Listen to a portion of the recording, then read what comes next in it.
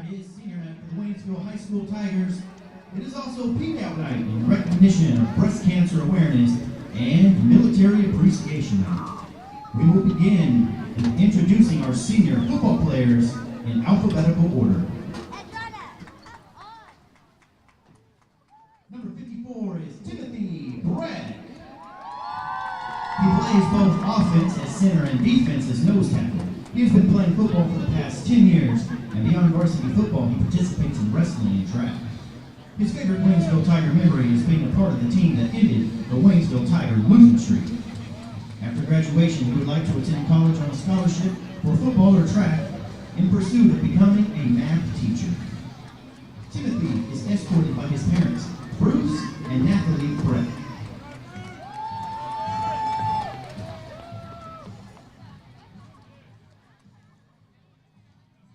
Number 30 is Devin Brinkley. This is Devin's first year of playing football, and he plays defensive tackle. While at Glendale Middle School in England, he played varsity rugby, cricket, and soccer. He has been a member of Helping Hands, DECA, Business Enterprise, and Model UN.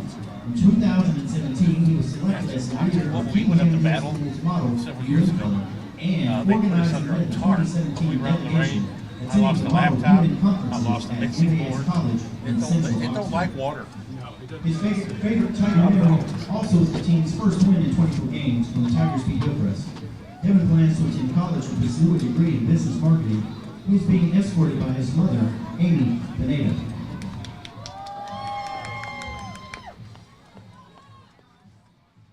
Number 17 is Sergio Carrillo. Sergio is a receiver on the offense, and this is his first year playing football. Like many of his teammates, he will graduate high school with at least a 3.0 or higher GPA. His favorite memory is joining a new brotherhood and being a part of a team that ended the Waynesville Tiger losing streak.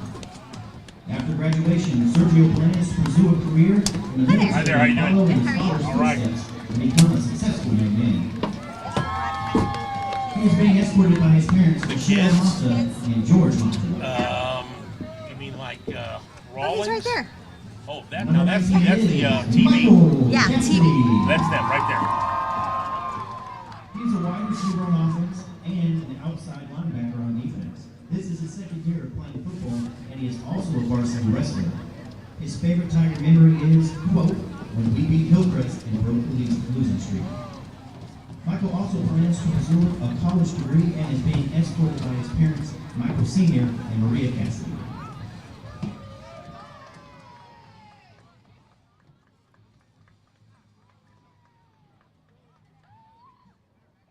Number 80 is Cameron Cavalier. He is a wide receiver on offense and has been playing football for the last 2 years. In addition to football, he participates in track and the A+ program. His favorite memory is snapping the losing streak and attending games with friends. Cameron plans to attend college and join the Air Force. He's being escorted by his parents, Thomas and Marcy Cavalier.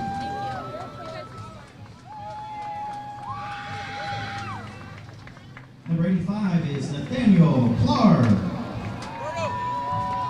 He is a wide receiver on offense and has been playing football for 1 year and also participates in track. His favorite Waynesville Tiger memory is last year's winter pep assembly when the wrestling team came out and introduced themselves and then destroyed their opponent. Nathaniel hopes to attend Ohio State University and earn a doctorate degree in paleontology. He's being escorted by his parents, Todd and Michelle Clark.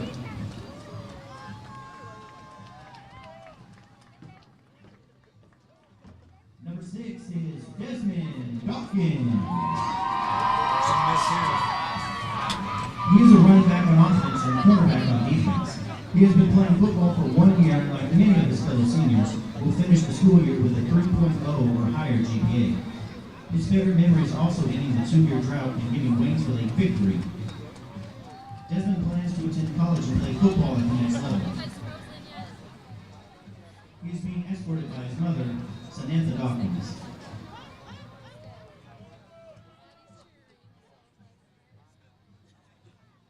Number 1 is Aaron Imperato.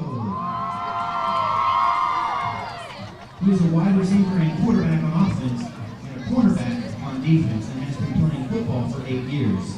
In addition, he plays varsity tennis and is part of the A+ program.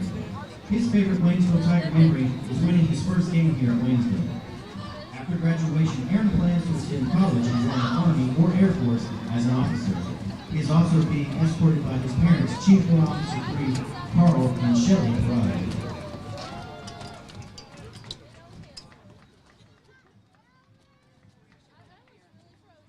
Number 20 is Deontay Garland. He plays fullback on offense and middle linebacker on defense and has played football for 9 years.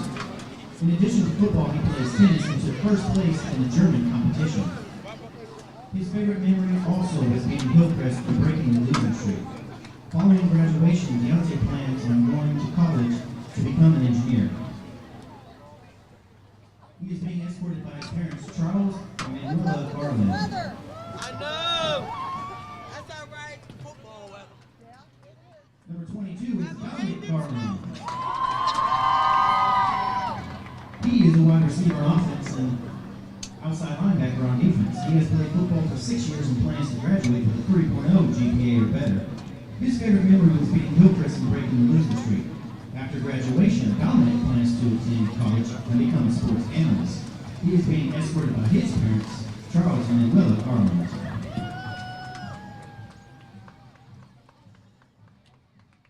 Number 21 is Malik Hopper. He is a free safety on defense and has been playing football for 8 years.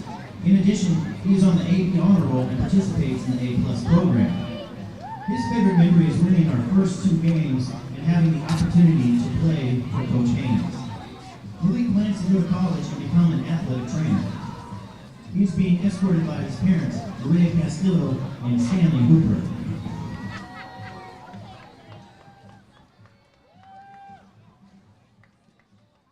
Number 50 is Dalton Cleaver.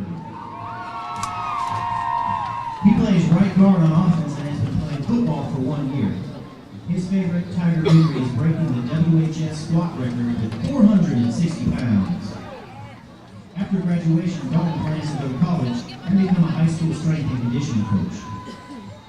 He's being escorted by his parents, Jolene Hutzel and Curtis Mitchell.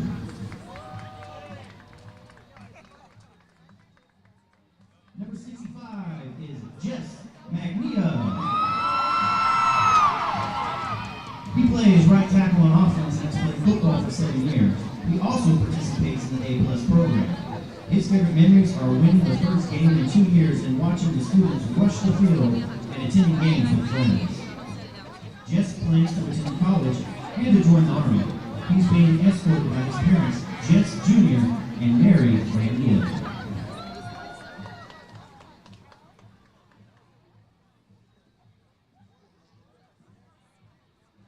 Number 25 is Christopher Pedersen. He is an offensive kicker and has been playing football for 1 year. His favorite Tiger memory is ending the losing streak. Christopher plans to go to college to study law after graduation. He is being escorted by his parents, Nick and Allison Birch.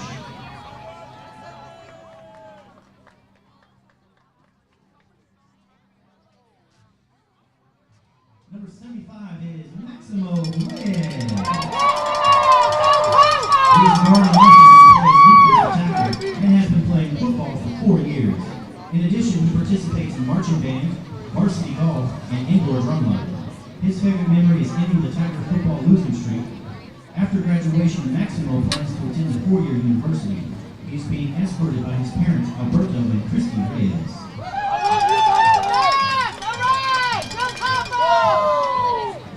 Number 84 is Noah Ross.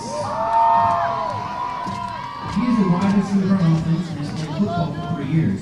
He also participates in marketing with Jacob Club, varsity baseball, and the A+ program. His favorite memory is playing on this team when it ended the 2-year losing streak. Noah plans to go to college and pursue an aerospace engineering degree. He is being escorted by his parents, Ted and Amanda Ross.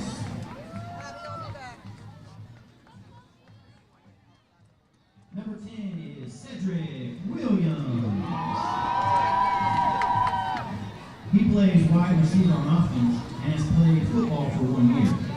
After graduation, Cedric plans to attend college and join the Air Force. He is being escorted by his parents, Michael and Lysandra Williams. And our last senior is manager Kerrigan Duffy. She is a 2-year varsity cheerleader, 1-year JV, and 1-year football manager. Her favorite memory is being the manager with Marissa Gonzalez City Hall in Lexington and cheering with her friends. She is being escorted by her mama, Deandra Duffy, and brother, Cody Duffy. After high school, she plans to go to the University of Georgia to study family childhood development to pursue a preschool teaching career.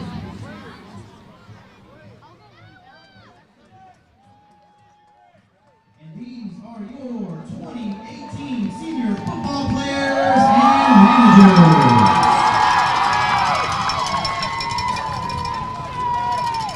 They will now head back to the locker room and get ready for the game while we introduce you to our senior cheerleaders.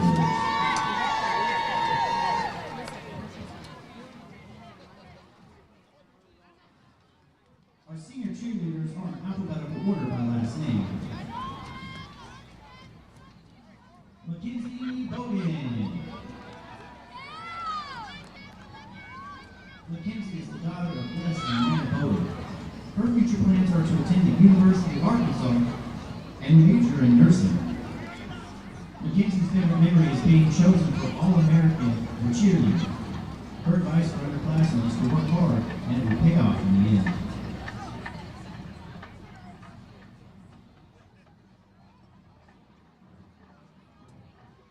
Next up, Asia Dominic. Asia is the daughter of Clint Dominic and Yolanda Alice. She is being escorted tonight by her godmother, Leslie Dillard, and family friends Jeremy Mann and Topeka Weaver. She plans to attend Mercer University and become a criminal defense lawyer.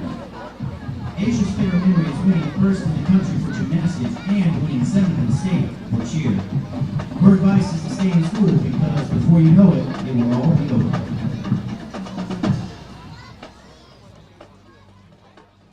Crystal Farrer. Crystal is the daughter of Joanne Farrer and the older sister to AJ. She plans to attend Drury University and become a homicide detective. Her favorite memory is when the varsity cheerleaders went to state wrestling last year, and the lock pro in the hotel room, and Coach Smith with the position of manager, moved the locks to the cheerleaders. Her advice is to take care of yourself mentally, spiritually, and physically. Surround yourself with people who can take care of you as well as you do. Jamie Flint. Jamie is the daughter of Jennifer Shute and Terry Shute. She is also being escorted by her sister, J.C. Flint. Her future plans are to go to Missouri State University and major in special education. Jamie's favorite memory is having team dinners with all of the cheerleaders before the home games. Her advice for underclassmen is to sit in the student section, go to prom, dress up for spirit weeks, and experience high school because it almost happens once.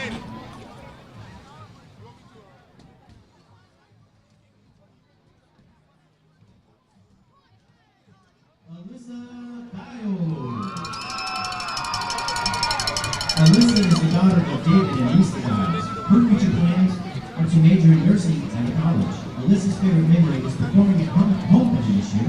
Her advice for underclassmen is to not stress about the things you can't control, but to work hard for what you want and never give up on something that is important to you.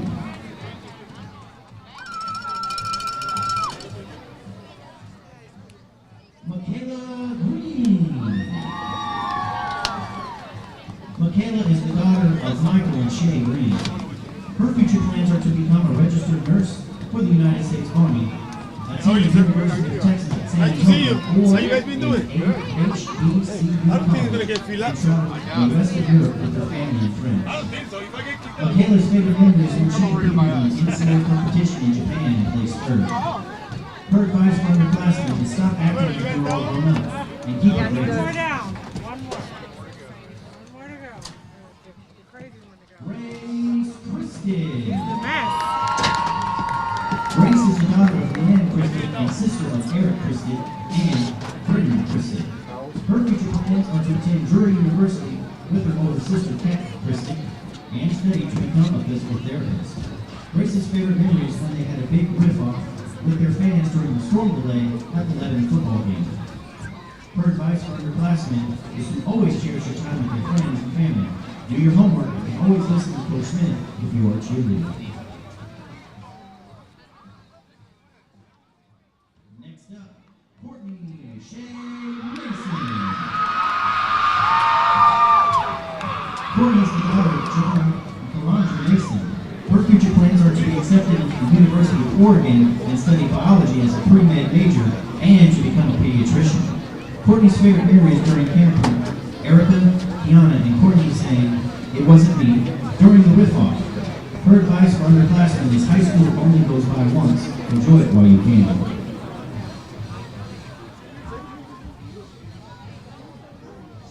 Kayla Owen. Kayla is the daughter of Rebecca Peak. Her future plans are to become a Drury University Panther and make an elite cheer team. She wants to pursue a career in acting and receive an Oscar award. Kayla's favorite memory is when they went to state wrestling last year. Her advice for underclassmen is you're only in high school once. Please take advantage of the time here. It goes by fun. It goes by fast. Have fun. Dress up for Spirit Week.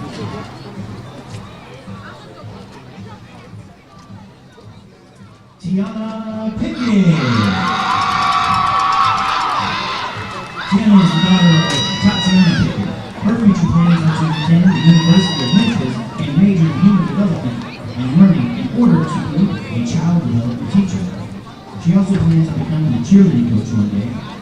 Tiana's favorite memory is when they were in Lebanon.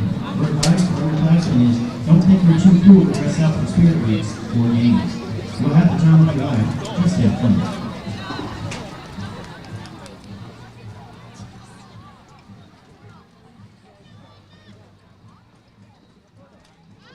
And last but not least, Sierra Smith.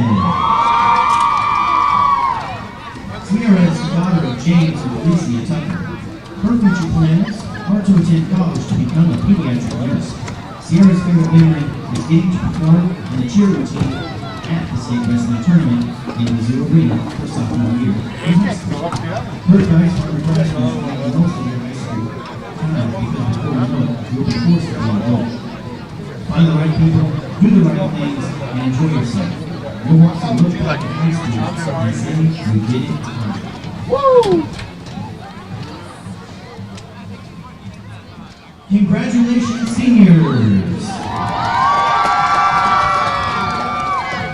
Senior cheerleaders, would you please move to the center for a group photo?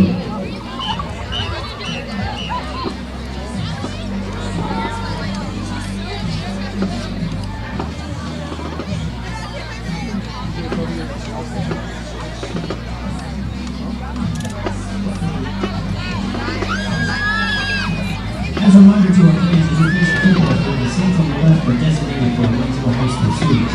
The seats with chairbacks will be sitting on reserve seats, and the seats located on the far side of the stadium are for the visiting team.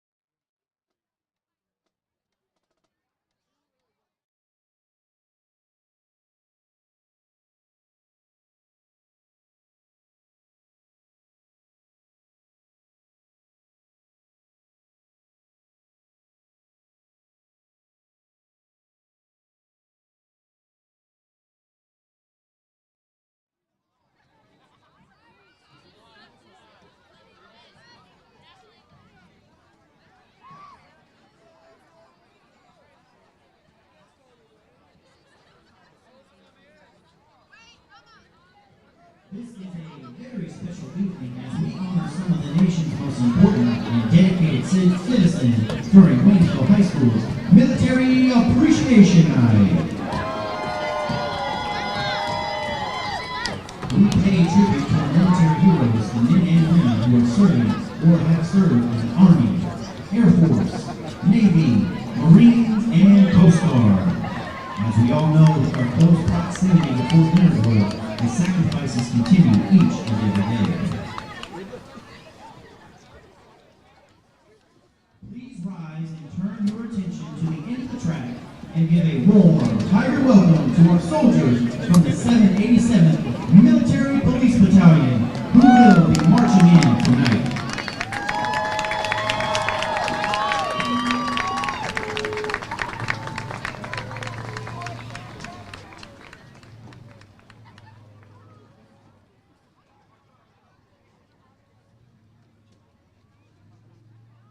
They will march into the stadium as Waynesville High School's Tiger Pride Marching Band performs Main Street America.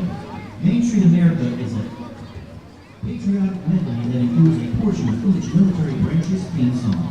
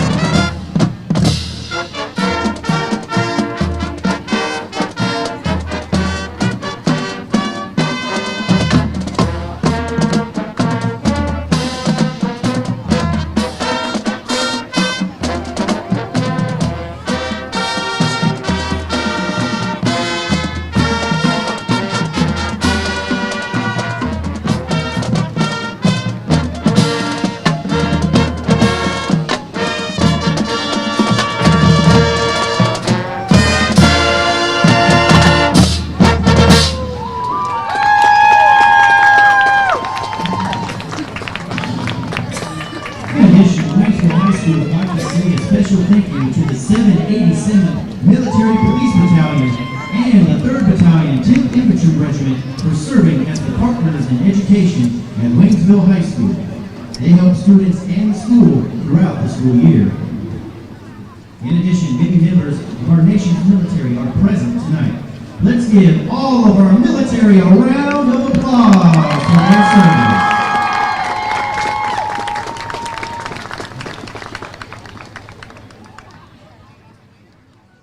Ladies and gentlemen, please rise as the Waynesville Army JROTC Color Guard marches onto the field.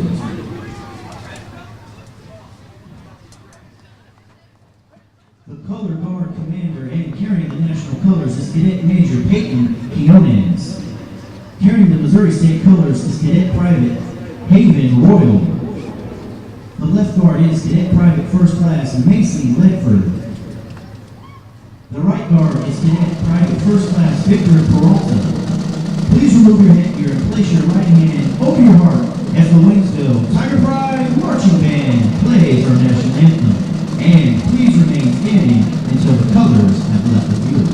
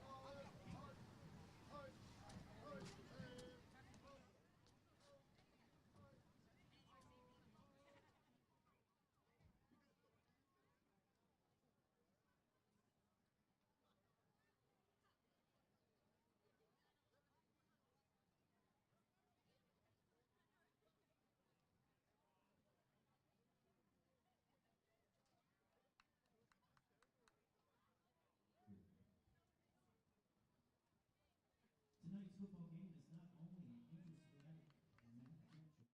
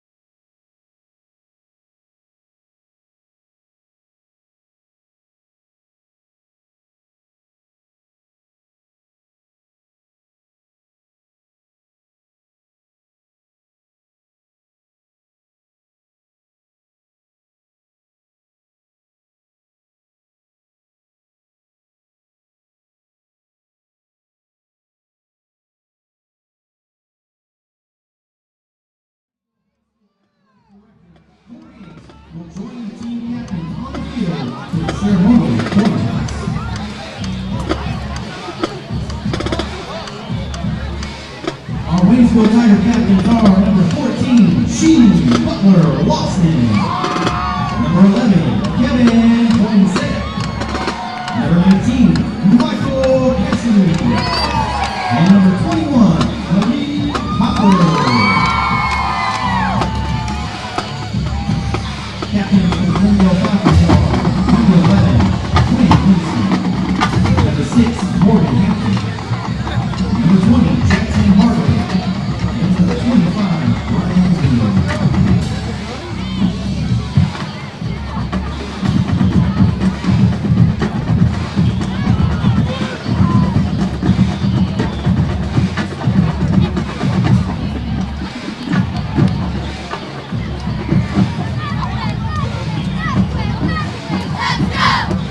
Good evening, ladies and gentlemen. Welcome to week number 8 of the Missouri high school football season.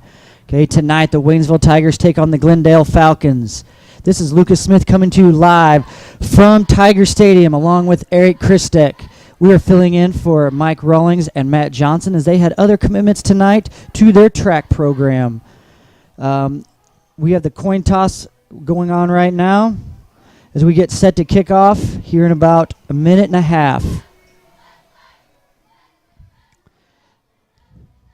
This is, as I said, this is week number 8. Both teams coming into this game 2-5 in district standings. Waynesville is number 3 with Glendale at number 2.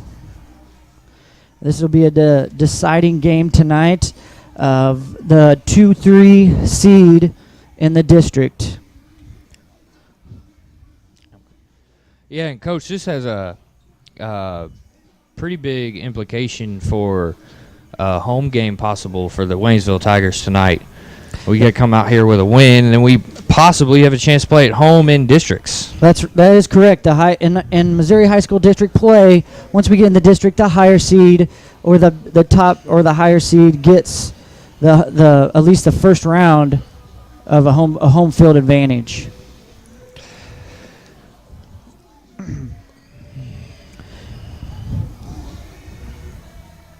So tonight, being week 8, this is the last home game for the Waynesville Tigers, which means it is senior night. We celebrated senior night a little bit ago.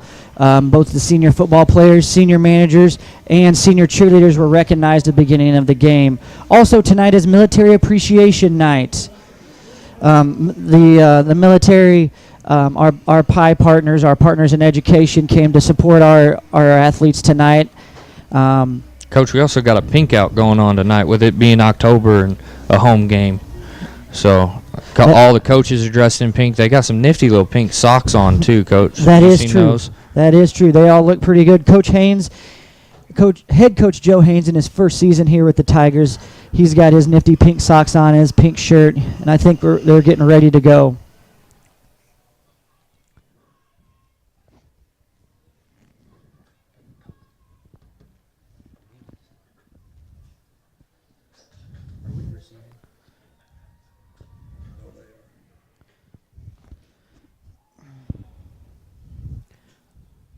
Well, it looks like Glendale will be receiving the kickoff here, or the first half kickoff. Waynes will be kicking off, taking over on defense. We'll get to see the high-powered, mostly passing offense tonight of the Glendale Falcons. If you remember, in previous years, they've had a national record-setting quarterback that graduated last year in Alex Houston. Tonight, I don't know if they have the exact same caliber, but we'll get to see a lot of passing, a lot of fireworks, not only from Glendale, but also from your Waynesville Tigers, who has shown great offensive power in Sheen Butler Lawson, and in the backfield, as well as the quarterbacks and the running back and the wide receivers. Here we go. This is the kickoff. And it's an onside kick.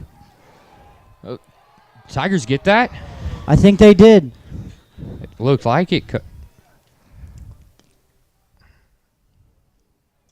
It looks like maybe Glendale came out with it. Glendale got on that onside kick, and it'll be first down for Glendale. I like that from Coach Joe Haynes. Yep, he's going right after these guys. They're not going to hold any punches. So now 1st and 10 for the Glendale Falcons.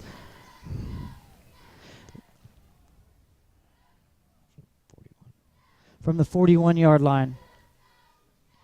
They're looking to get their play. They'll run a no-huddle offense, usually a no-back offense as well.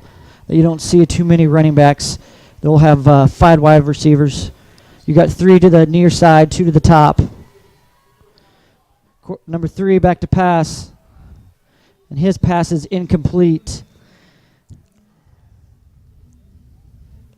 Number 3 is Blaine Hudson. That is the younger brother of Alex Hudson from last year. His first pass is incomplete. Glendale back up to the line. 3 receivers to the near side, 2 receivers to the top. Back to pass. Complete to number 5, Jack Clinton Beard.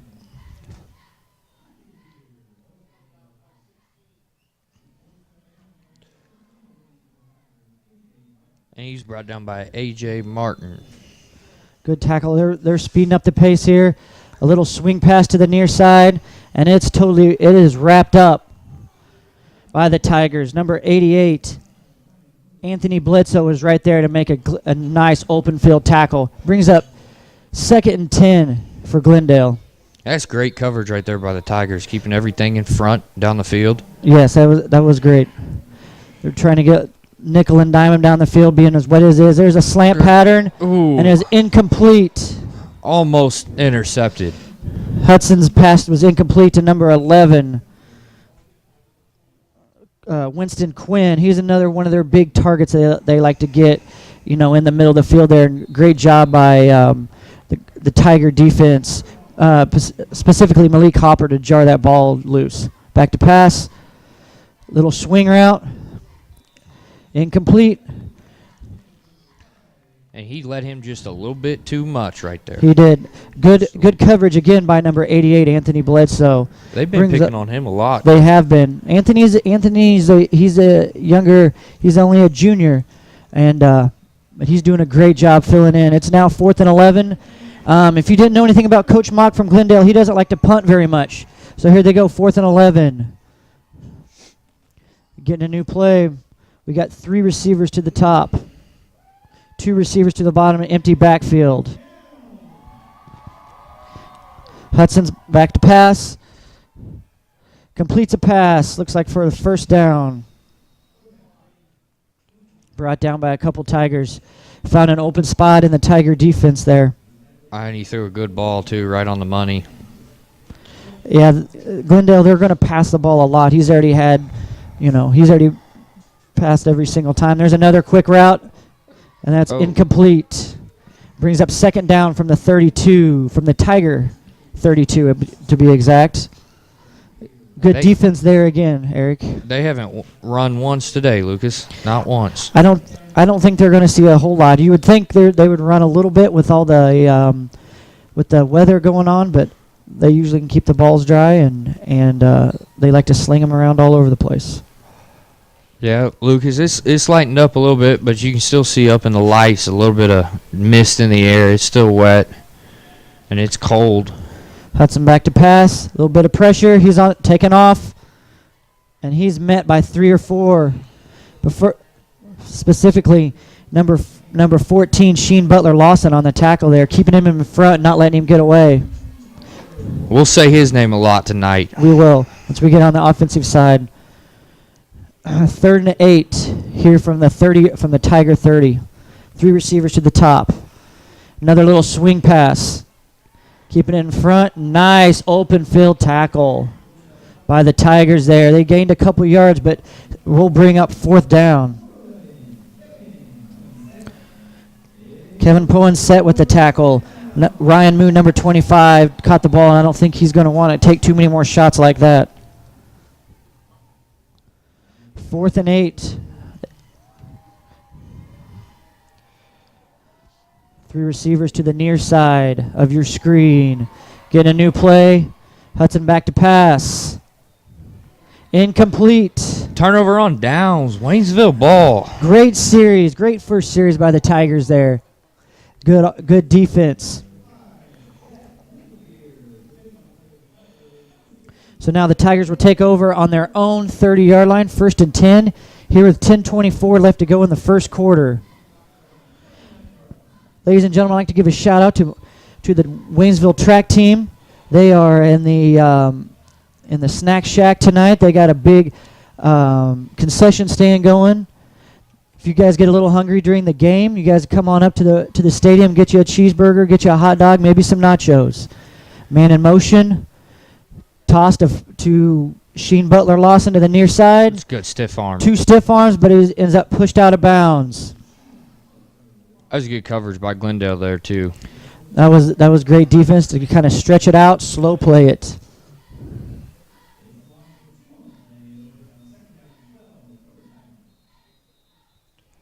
Yeah, and on that concession stand, Coach Rawlings went out and bought a bunch of hot chocolate. That is correct.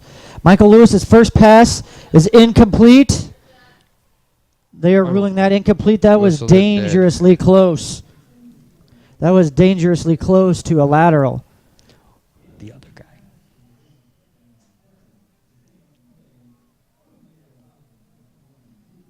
Bring up 3rd and 12 from the 27.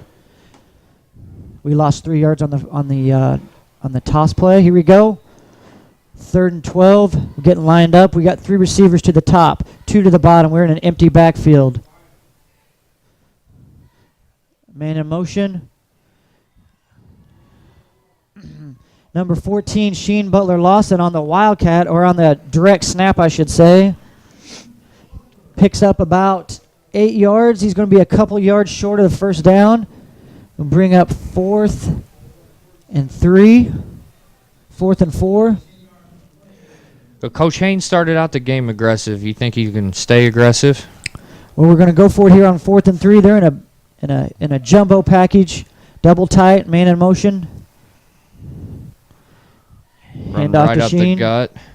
Nice cut by Sheen Butler Lawson just to get the first down and keep the drive alive. That's a Tiger first down. Down to the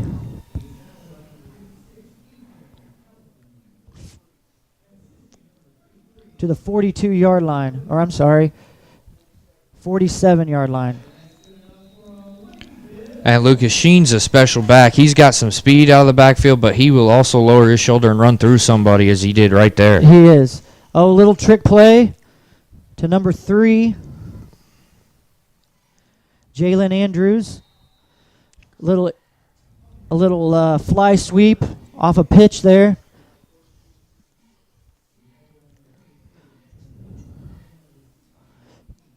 Nice little gain. Picked up about 5 yards on the play. Jalen Andrews, another big part of this offense. Plays some defense as well. Back to the empty backfield. Looks like Sheen's in the back. Is going to take a direct snap here. Man in motion. It's point set in motion. Another direct snap. Eric, I think Glendale sniffed that play out from the get-go. Yeah, I think they saw that one coming. It's a good job by Sheen to shut a tackle and get a couple of yards, but there wasn't much there for that. Way to keep the drive going. It's now 3rd and 6. Michael Lewis back in the back, or back at quarterback. We got a 3 receivers to the top, bottom side, 2 to the top. Empty backfield here. Michael Lewis with a quick pass. Nice little wide receiver screen to number 88, Anthony Bledsoe. Anthony Bledsoe so far has been great on defense, and he caught a pass for a first down on the offense. Great play calling there by Joe Haynes, head coach. We may be saying his name a lot tonight, too. We may. He's really picked up his game. He's a junior. He's been playing football and doing a great job. Picks up the first down we are now on the Glendale 40. Back to a jumbo package. They got 2 running backs in front. Sheen in the back in a pistol set. Motion man. Sheen Butler Lawson up the middle. He's up to about the 44-yard line, 45-yard line. Great run there.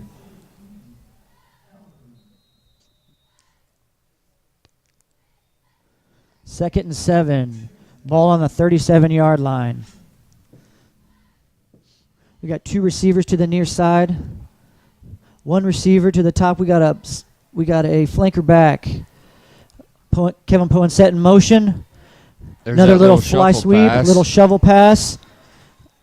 Glendale's outside linebacker made a great play there to catch him in the backfield. But he still gained a couple yards. Yeah, they're keeping that play pretty well contained. They're staying home on the outsides. Mm-hmm. Yeah, I think they watched some film this week to make sure they contain us to the outsides, which hopefully. Oh, and there he comes. Anthony Bledsoe is down here with nobody on him for yeah, just he did a great second. job of getting his set up here. Oh, we got a pass to Sheen Butler Lawson. He's at the 10. Touchdown, Tigers. Oh, that was a great play call there, Lucas. What great play call. Nice little hitch and reverse. pitch there. Brings the score to 6-0. Sheen direct snap, flipped it to the motion back. Ran to the top side of the field, threw it, had a nice little running back throw back there for a touchdown. Little trickery there by head coach Joe Haynes. It seems to me that he's got quite the offensive playbook here. As a point after is good, that brings a score 7-0 in the first quarter with 7:13 remaining. That's a great start for the Tigers here on the TTSN Sports Network. That was a great first drive by the Tigers. They had a good, strong defensive stand. They able to take the drive, and then they're able to drive the field and able to kind of put a dagger in there, okay, and draw first blood here with 7:13 to go in the first quarter. And we had a little bit of a mix of both run and pass there, Lucas. That was a well put together drive. That is. So Coach Haynes is doing a great job of mixing it up. A lot of guys getting in there. Aaron Choi set to kick off to kick off. He'll be kicking off from the 40-yard line. Back deep for Glendale is, I can't see their numbers. you can't see their numbers with the kind of the rain here. They're in all white, and they're in that shiny all white. It's kind of hard to see from up here. But we'll see what we're going to do. First kickoff was a squib kick to the middle. Let's see if we either kick it deep or we got a squib kick here, Eric. I think we kick it deep.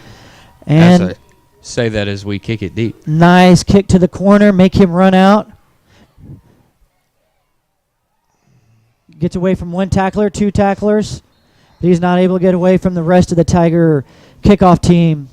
As it looks like Glendale will start at their own 14-yard line. That was a great kickoff by the Tigers. And that returner was dancing and dipping and diving, and he just had Tigers all over him. He did. They are excited right now. Glendale back in an empty set. We got 2 receivers near side, 3 receivers to the top. Back to pass. Hudson connects for about a 5-yard gain. Caught by number 25 for Glendale, Ryan Moon. And they're back at it. 3 receivers near side, 2 to the top. Little quarterback draw. Takes a good shot from number 6, Desmond Dawkins. And Malik Hopper up there to make the tackle for the Tigers. And Glendale is hurrying their pace up. Dawkins is a name we haven't said much, but normally it gets said a lot. It does. He's a big player at that the homecoming game. He was a senior player of the game. Hudson back to pass. Connects again on a little in route. Brought down by 2 Tigers. That's going to be probably enough for a first down there, Eric. That was about Looks an like 8-yard gain. He did a good job of reaching forward before 2 Tigers jumped on him. Yep. And as you can see here, ladies and gentlemen, Glendale's offense is geared for kind of what their gear is right here. Okay, they keep it moving as fast as they can. They get their calls from the sidelines. And you're right. They keep moving.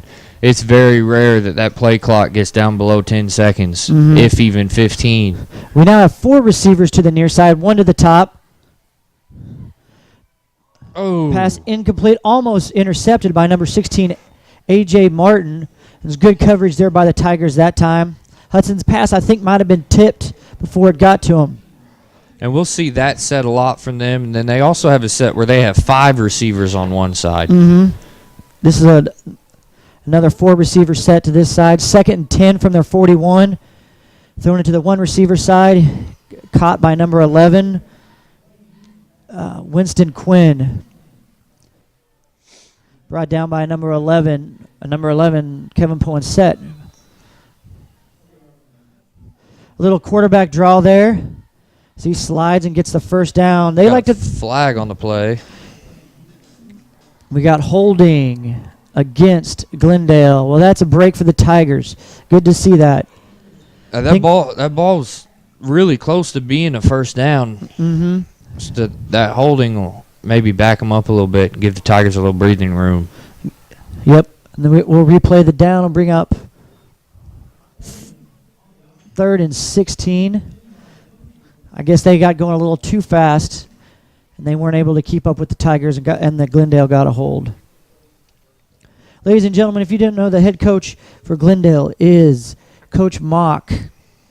Okay, Coach Mike Mock. His son, for those of you, is Matty Mock. He played at the University of Missouri, so he was able to coach with his dad as well as play for his dad in high school. We got a 4-receiver set. Good pressure by the Tigers. Good pressure by the Tigers. He was able to keep the ball. It was completed to number 25, Ryan Moon. Tigers were able to bring him down. Back to the original line of scrimmage, which brings up 4th and 15. And looks like Glendale's going to go for it. Got an empty set, 3 receivers to the top, 2 to the bottom. And Matty Mock had an arm, Lucas. He could sling a football. He could, and especially in one of those in the pass-happy Mizzou offense of a few years ago, they slung the ball around. Yeah, he fit in well with that offense. And Hudson back to pass. It's incomplete. Turnover on downs. Tigers will take over on the Glendale 40-yard line. Another good break for the Tigers here. Let's hope we can capitalize on this next offensive drive, Eric. We've had 2 great defensive stands so far. Yes, 2 solid stands. We've covered the pass well, have not allowed a lot of downfield passes, and I was talking to Coach Kelly before the game, and he said one of the keys was to contain that pass, not let the deep ball get by, and then for us to really run the ball really well and kind of keep their offense at bay. Yeah. We're in a jumbo package, main in motion. Michael Lewis hands off to number 23, Deron Anderson. He was one of the upbacks. Nice little gain there for Deron Anderson. Good blocking up front by the Tigers.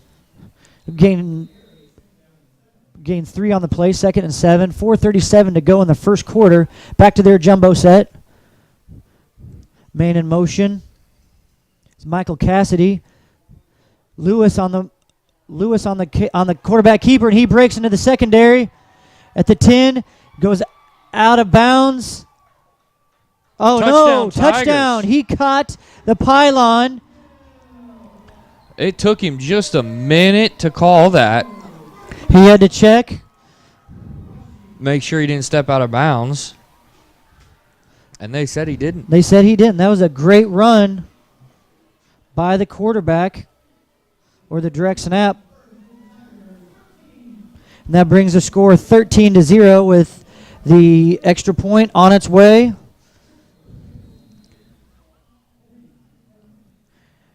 Christoph Peterson on for the kick. There's a bad snap there, Eric, and we just kind of cover the ball up and we'll just eat it. Yeah, it was just a little bit low. It was a good job to just get on top of that, make sure Glendale can't pick it up and run it. Can you still do that, Lucas? Is that still a thing? Yeah, well, they'll blow it's an untimed down, Eric. So all they can do really is just get the ball. They can't really return it. So, but another scoring drive for the Tigers brings it 13-0 with 4 minutes and 20 seconds to go in the first quarter. And as you just saw, Lucas, Tigers got a little bit of speed out of the backfield between Sheen Butler-Lawson and Aaron Imperato. Mm-hmm. They get a hole, they can hit the hole, and it's hard to catch them. Yes, once our athletes get free in that secondary, it's going to be hard for anybody to bring us down. Aaron Choate is set to kick off here.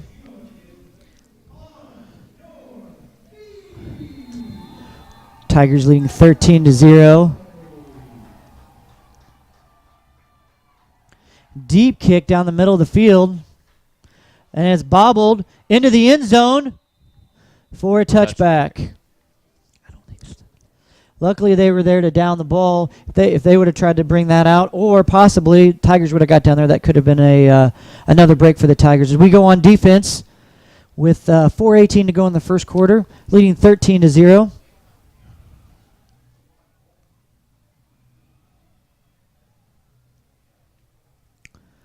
Yeah, I think Lucas, once they touch it in the end zone, it's a touchback. Yeah. Is that correct? I think, yeah, that But is once it goes in the end zone. If they touch it outside, it's a fumble until they have it. That's the rule. And Hudson back to pass and is sacked by the Tiger defense.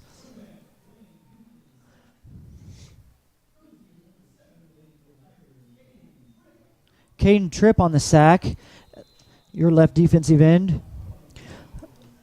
Three receivers to the bottom. Hudson setting up a screen. A little wide receiver screen in the middle to number 11. Winston Quinn brought down by a couple Tigers.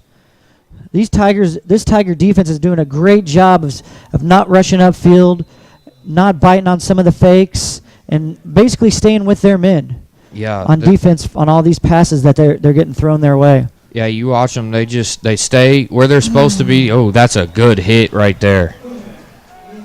That pass was complete from Hudson to number 25, Ryan Moon, but he is stuck by Malik Hopper. Hopper. He waits on him. He puts his shoulder down and gets right into the middle. We got a flag on the play.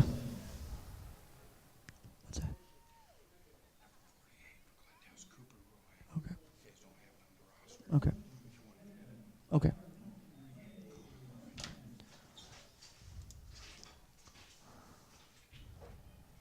think there was a false start on that play. Brings up 1st and 15 for the Falcons. They're back in that 4-receiver set. Hudson back to pass. Pass is complete to number 5, Jack Klinkenbeard. He'll gain about 5 yards, actually a little bit more on the play. Bring up 2nd down. And about 4 to go from their 41-yard line, from Glendale's 41-yard line, back to the 3-receiver set, to the top of your screen. Coach changing the play. They're going to run a little out down to this bottom side. Nope. Little quarterback keeper gets the 1st down. Great job by the middle of the Tiger defense to keep him at bay. Malik Hopper was in there on the tackle again. And that's only their 2nd run play of the night, Lucas. That is. And since they don't have a running back, the quarterback's going to field most of these running attempts tonight. Empty backfield by Glendale. Hudson back to pass. Nice little pass over 2 Tiger defenders. Fight over the ball. Yeah, Waynesville said that they might have the ball on interception, but since he was down, they're going to give it to Glendale. And that was enough for a 1st down. Glendale starting to move the ball down. That was a nice little back shoulder throw. Only place he could put it without the Tigers just being there and having a chance at picking that ball off. Yes.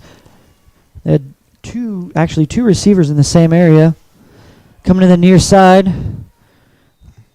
Complete to number 26, Jack Hamlin.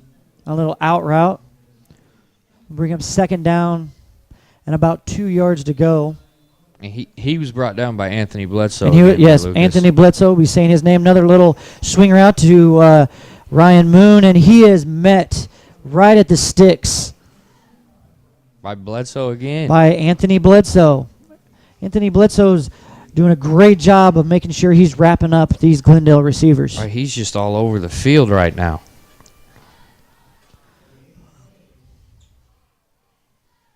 You think they got him lined up on one receiver? I one think receiver they're only? running a little cover one, which is man defense, where they're going to stick with one receiver most of the night. There, Eric.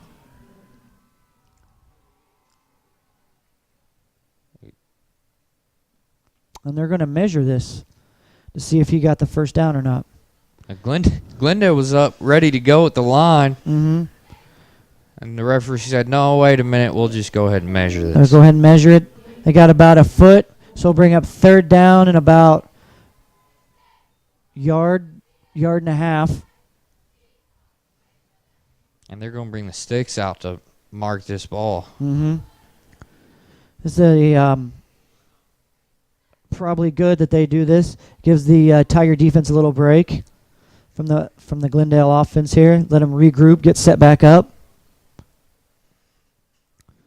Yeah, Lucas, I'd say Glendale's offense gasses a lot of defenses just by the way they just go. And They keep going. 3 receiver set. 3rd and 1. Hudson back to pass. Little underneath route. Brought down by number 19, Michael Cassidy. Pass was completed to Ryan Moon for Glendale. That'll bring up a first down from the 27-yard line of the Tigers. Back to a 3 receiver set. Another little out route, but is met by number 11, Kevin Poinsett, as he was not fooled at all. And he was dropped, number 11 for Glendale, Winston Quinn, for a loss. Lucas, I don't know about you, but Kevin Poinsett may be our best cornerback. What do you think? Yeah, he's a great cornerback. He's all over the field, making great stops, able to defend the run and the pass. There's stoppage on the field. The referee blows the play dead.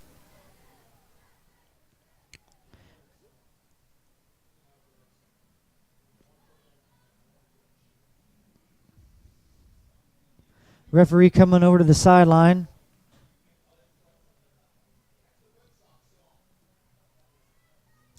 Well, Eric, we got a little confusion going on here with the referees. Yeah, I'm not sure what's going on. Do you? And I didn't see a flag. I didn't see anything. Well, folks, 1:37 left to go in the first quarter. Okay, Tigers lead 13-0. 2nd and 11 for Glendale as they're looking to drive down the field. They're on the Tiger 28, and the play is blown dead again. Yeah, restart. We're gonna restart. We're gonna restart the play clock. Whistle. Yeah, we didn't reset the play clock. And we're going to get underway here. 3rd time's the charm. There we go. 2nd 11 from Waynesville's 28. Hudson back to pass. Throws an out route. It's incomplete. Good coverage by the Tigers there. Desmond Dawkins on the coverage. Anthony Bledsoe was over the top. Then you had Malik Hopper playing some free safeties. They had 3 guys over there on number 19. Michael Sheld for Glendale. And I got caught ball watching, but we got a knockdown over there. Quarterback was getting up from the ground after that play. That's good. Good pressure. Mm-hmm. They have been getting pretty good pressure on Glendale. Glendale changing the play. Moving to a 4 receiver set to the near side. And these fans are getting Hudson loud on a sprint here. out, and he is sacked for a huge loss.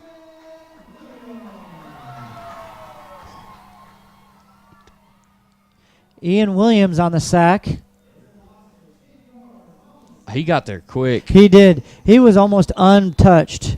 That brings up 4th and 21 from the Tiger 38. And, ladies and gentlemen, this will be Glendale's first punt of the evening.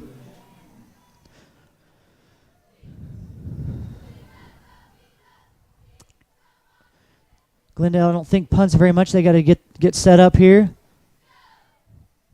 They're just going to try to punch it in as close as they could to the end zone as it takes a Tiger bounce to the 10, and that's what will be down by Glendale. So Tigers will take over 1st and 10 from their own 10 with 20 seconds left to go in the first quarter, leading 13-0. Eric, another great Tiger defensive stand. With all the passing and the high geared offense, they are able to withstand that Glendale offense and keep them out of the end zone on that drive. Yeah, Lucas. I mean, with Glendale's passing, when they're making passes, they're gonna move the ball down the field a little bit. But Tigers doing a great job right now of getting pressure on the quarterback and keeping these Falcons out of the end zone. And it'd be huge right now if we could go get another touchdown. We got 2 running backs. Number 6, Desmond Dawkins on the carry, and he breaks free. And he is finally brought down. I think he broke 2 tackles in the backfield. He did. Desmond Dawkins on the run, and he's all the way out from the. We started at the 10 or at the 9-yard line, and he's all the way out to the 32 of the Tigers with. And that's a 1st and 10, 12 seconds to go in the first quarter. Nice running play here. Back to two running backs, 2 receivers near side. Michael Lewis on the sprint out. He's going to take off running. He's going to gain a couple there. Got a flag on the play. But we got a flag.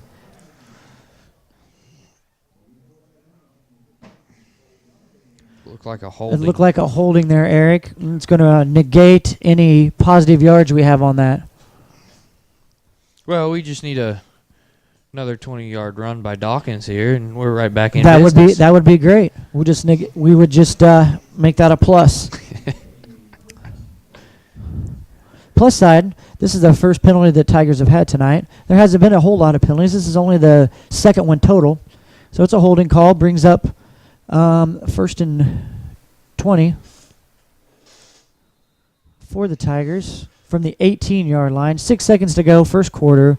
Tigers lead 13-0. 2 running backs in the backfield.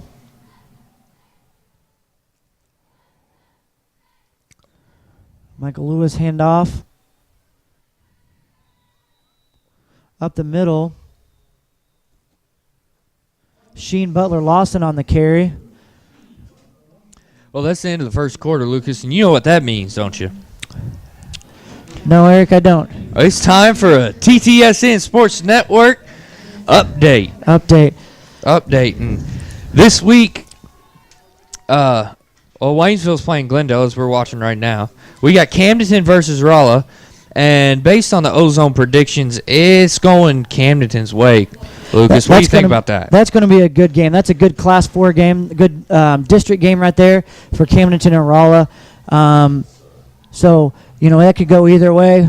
Both of those teams are passing teams now, and so we'll see what happens in this weather. That may be a shootout. It could be.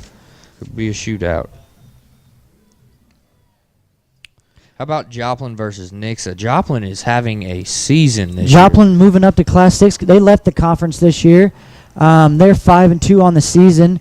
They are actually in the COC conference there with Nixa. And Nixa always, despite their record, always seems to put a quality football team on the field. They do. I think Joplin's ranked in the top 5 though in Class 6 in their first year being in Class 6. Yep. They've got a really good quarterback and a couple of athletic receivers. Well, here we go. Starting the second quarter, we'll be starting on our 20-yard line. 2nd and 22 after an 8-yard run by Sheen Butler Lawson. 2 running backs. Little short pass to number 3, Jalen Andrews. He dances his way up the sideline, stays in bounds, gets a couple extra yards there. That was a great little play call there.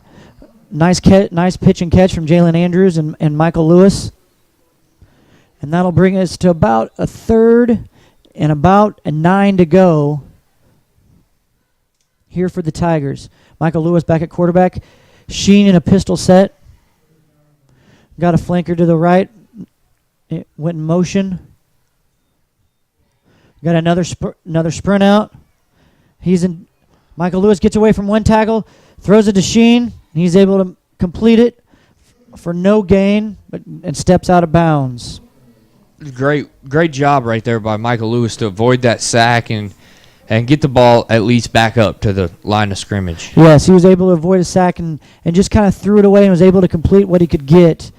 And that'll bring up 4th and 7 for the Tigers. We back to punt. It shows a lot of thinking the game right there. He's not trying to do too much. He doesn't get scared when there was pressure. He just avoided it. He got rid of it and didn't try to throw it too far and make a bad play with an interception or something like that. Mm-hmm. Eric, that wasn't a great punt there by the Tigers, but we just had to get away. Glendale brought the pressure. They decided to not have a deep man, and they were able to, that paid off for them as they'll take over on the 50-yard line. This will be Glendale's best field position of the night. Yeah, this will be the best field position they have had all night, and hopefully the Tiger defense keep them in front, and we'll have another stand here. We've been strong so far.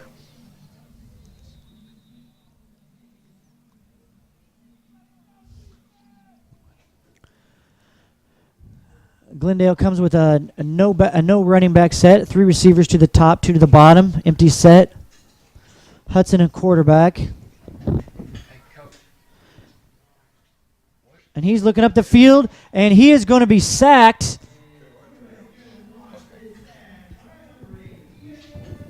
Ian Williams with his 2nd sack of the evening. Great job by Ian, shedding pressure, getting upfield, making a tackle in the backfield. Brings the ball, makes it 2nd and 10. Ian Williams is only a junior there, Lucas. Hudson's pass is complete to number 26, Jack Hamlin. He's brought down by number 6, Desmond Dawkins. Does another great job of keeping that running back in front of him. Glendale's running a lot of out routes, a lot of swing passes here. Just kind of nickel and diamond the Tigers down the field, but we're doing a great job of keeping them in front of them, not getting extra yards. And there's another running play by the quarterback. He's going to slide and get the first down. Ooh. And late we're going to have a late there. flag on the play at the bottom of your screen. Point set, and looks like Quinn Windstrom got tied up there. There's a flag coming in. We had a little extracurricular activity there, folks.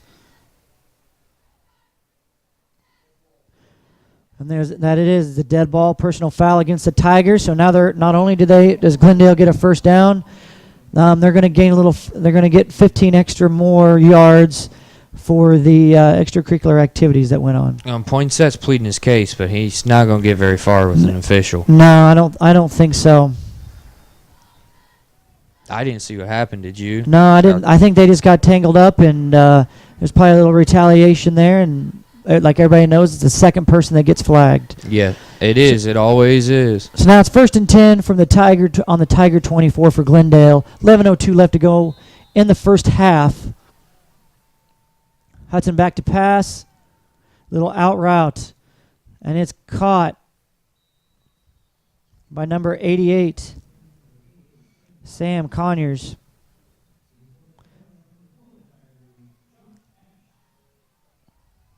I think Desmond Dawkins made a play there, kept him in front. Great job. Another little quarterback draw there, but the Tigers weren't having it as number 27, Fontez Keys, and number 81, Jacob York were there to make the tackle. But Tigers sniffed that one out pretty quick. It'll bring up another first down for Glendale from the 13-yard line. Hudson back to pass, looking in the end zone, and is out of bounds. Great coverage there by the Tigers. Number 6, Desmond Dawkins was there. Number 1, Aaron Imperato played great defense over there as well. And bring up 2nd and 10 from the 13. 10:31 left to go in the first half.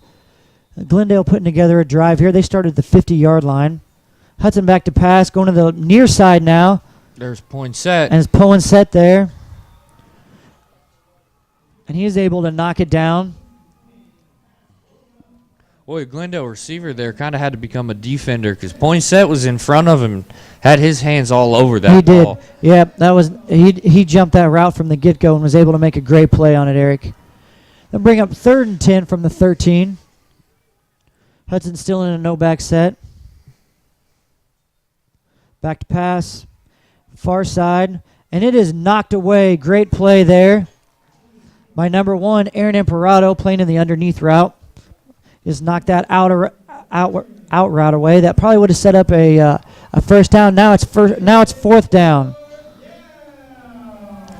4th and 10 for Glendale, as obviously they're going to go for it. They're in 4-down territory.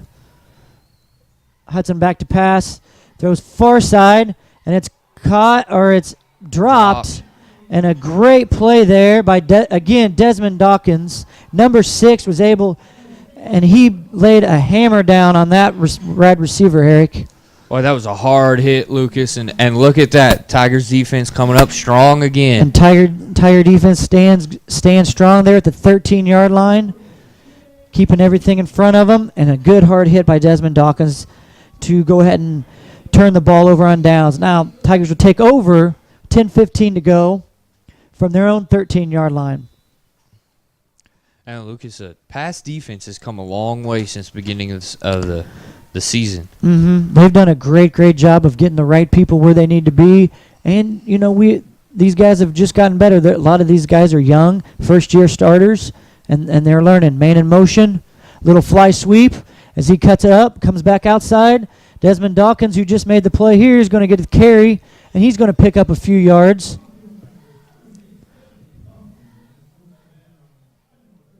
He made a nice little move right there in the backfield to get around that defensive end. Mm-hmm. He's gained of 3, so it'll bring up 2nd and 7 for the Tigers.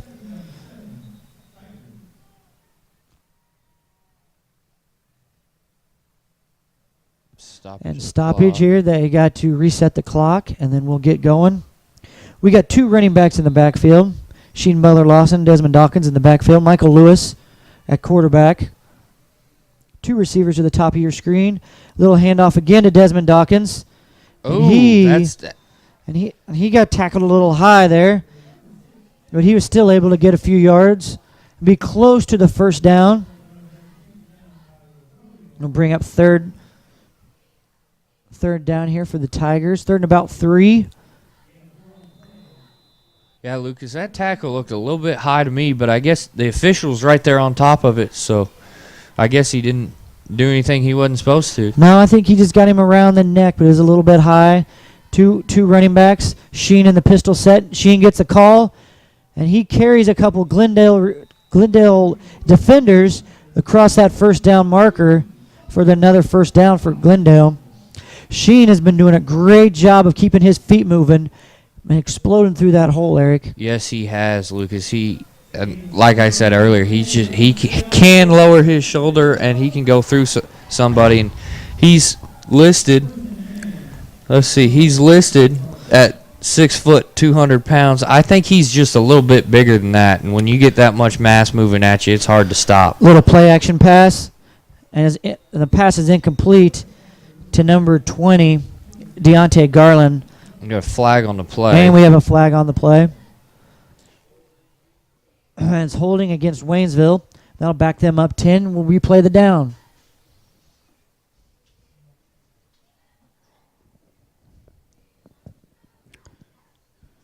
Eric, just when we think we're going to get going here, we got to catch a little snag. But that's okay. We'll bring up 2nd down.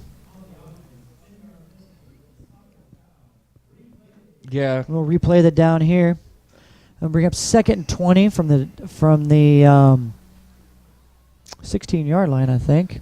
And these boys faced a little bit of adversity throughout the whole season, really. They just always seem to catch something, but they just keep fighting. And that's what's great about this team is they just keep battling and keep fighting. And it seems like they almost always have a chance to win the game. Yep. They're doing a great job. They're not getting deterred by any of the penalties they have. We're in a spread formation here. 2 receivers to both sides. Sheen on the left. Number 17 jumped off sides. He got a little too anxious there, Eric. Jumped off sides. We'll back up 5 and make it 2nd and 25. Yeah, I think a lot of that fight and battle and stuff comes from first-year head coach Joe Haynes. That is right. He's came in and installed that fighting mentality. No matter what happens, we stay positive. We keep moving forward, and I think that's a great thing for these boys. He's super energetic. Last week at Rolla, big situation. He was up on the bench getting the fans going, waving his arms up and down, and the kids really like him. Number 19, Michael Cassidy on the carry, and he's going to gain some yards. He was one of the up backs in their full backfield they got. Nice little run there, Lucas. Yep, he did a great job of kind of slashing through. Michael Cassidy's been doing a great job on defense, and he's getting a few carries on offense here. That'll bring up 2nd and 14 from our own 22-yard line. Back to the spread set. 2 receivers to each side. Man in motion. Michael Lewis setting up a screen, middle screen to the running back, and he just runs over 2 people for the first down and more. Sheen Butler Lawson running over Glendale defenders. Well, once he gets going, it's like a freight train coming at you. It's hard to stop. Yes. That was a great play call there by the Tigers. A little screen there. Glendale's getting upfield a little bit too much. Great patience there by Michael Lewis to just drop the ball right to Sheen, and he just took care of the rest. Yeah, Lucas, he let that defender get right on top of him, drew in the defense, and then just dumped it off. Sheen Butler Lawson back on the carry. And we got another late flag coming from the back judge this time. We picked up about 5 yards on the play, but we'll see what happens here with this flag. Sheen lost his helmet on that play. It means he's got to come out for a play. That's new high school rule. It's been in effect for a few years now. As soon as a player loses his helmet, he comes out. He has to come out for at least a play. And let's just hope. There's also a new rule: is if your helmet comes off and you continue to play, then it's a 15-yard penalty against. You're supposed to stop. Dead ball foul against the Tigers. Personal foul against the Tigers. So that'll back up. So I didn't really see who that was or what that was against, but referees called a 15-yard penalty, so they'll back the ball up 15 yards. I didn't either, Lucas. The flag kind of came in right at the end of the play, and it wasn't. I mean, Sheen was still on the ground whenever that flag came in. I didn't really see a lot of jawing or anything going on. So now we'll bring up 2nd down from our 38-yard line. 2nd and 22. 2 running backs in. Glendale look like they're bringing some pressure. Little handoff to Desmond Dawkins. He's going to slash through there, and he's breaking free and caught right at the end of his run. Eric, I thought he was going to break that last tackle, and I think if he would have broke through, nobody was catching him. Yeah, that was a touchdown-saving tackle right there, Lucas. I agree completely. But another great run by these Tiger running backs, Desmond Dawkins, as he gets close to the first down, and they're bringing about 3rd and 1. We were just at 2nd and 22, and now we're back at 3rd and 1 where we need to be. So great job by the Tiger offensive line and the Tiger offense to keep this ball going and moving forward here. 2 running backs in. That's that fight they got, Lucas. Mm-hmm. They just keep going.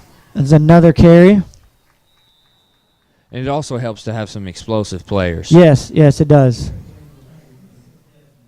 Desmond Dawkins back on the carry, and he's going to pick up the first down. And that'll take us to about the 42-yard line.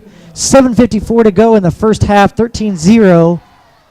Your Waynesville Tigers up on Glendale. And we got a great drive going here, Eric. So far, we've mixed up a little bit of pass, a little bit of run, some screens. Able to overcome some adversity, so hopefully we can keep this going. Yeah, Tigers have had a couple of penalties, but they haven't let those penalties get them down. They just keep pushing.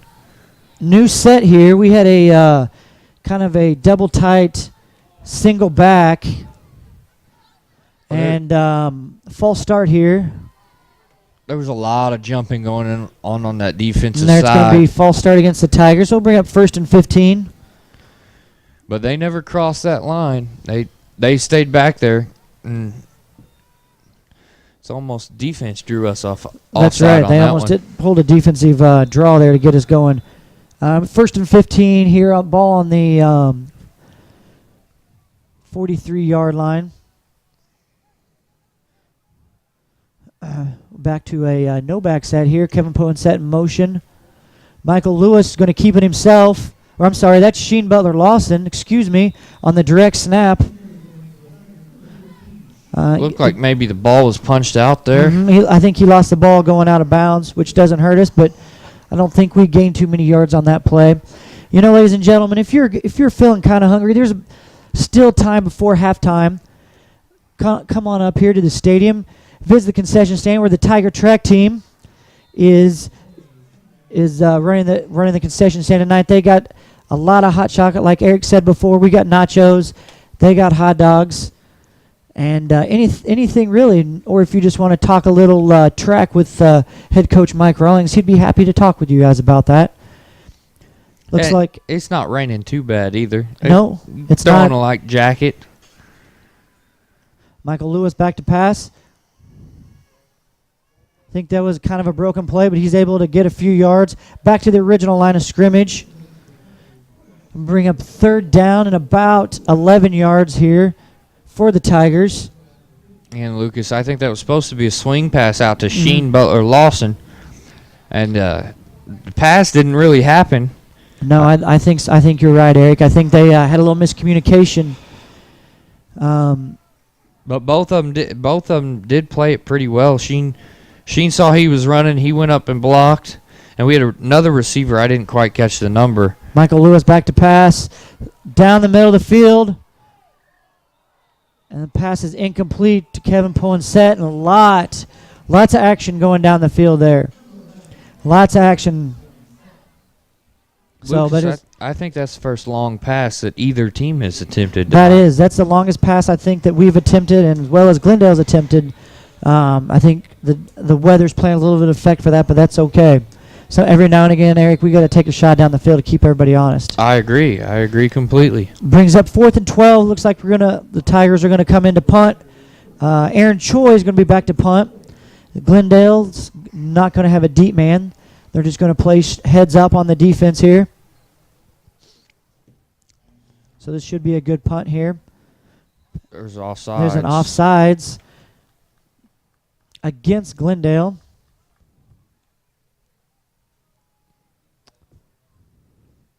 Hopefully that's what the call is. Referee slowly making his way back. Offsides against Glendale, which will now bring it to 4th and 7. Let's see what head coach Joe Haynes is going to do. Is he still going to punt, or is he going to go for it here? And he's bringing his offense in. Well, we're going to call a timeout with 6:25 to go in the first half. Tigers leading 13-0 against the Glendale Falcons. So far, Rick, this first half, we've seen great offense by the Tigers. A lot of good defensive stand by the Tigers. Lots of passing out of Glendale so far tonight. It's been an overall pretty action-packed first half. Yeah, Lucas, I think it's pretty much what we've kind of expected out of Glendale. A lot of passes, very, very few runs. And the Tigers have done well with playing the passing defense. They've held Glendale in check. Glendale's kind of marched down the field a little bit, but we've kept them out of the end zone. That's really all you going for. That is. They're a pass-happy offense. We've done a great job of sticking with our men, keeping everything in front of us, not giving up any deep balls or underneath rub routes that they could get open. Well, looks like we're going to go, or the Tigers are going to go for it here. 4th and 7. 4th and 7 here from the 30 from our 36 or Glendale's 36-yard line. Oh, we got a bad snap. Michael Lewis can't find the ball, and he's just going to jump on it. So it's going to be turnover on downs by Glendale, or by the Tigers. Glendale will take over. 1st and 10, 6:20 to go in the first half. Yeah, Lucas, Michael Lewis kind of lost that ball a little bit. He's looking around for it, and then I think does the smart thing there and just jumps on it. Yes. He's not going to give up a scoop and score or anything like that. He's going to make Glendale earn it here. Back to a no huddle offense. We got 4 receivers to the top, 1 to the bottom here for Glendale. Back to pass. Looking 1 receiver side. And it's going to be knocked down by number 4, Josh Ash of the Tigers. Great defense to out-jump number 11 of Glendale, Winston Quinn.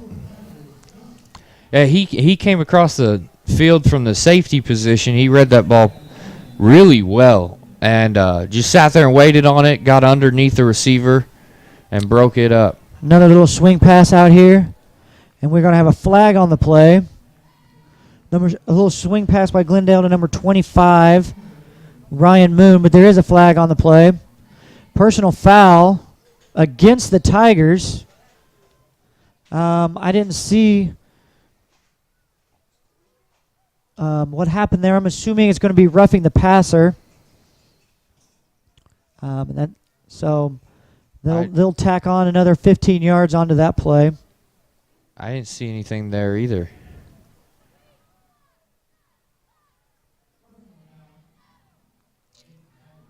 So we're going to add 15 yards. They'll bring up a first down here.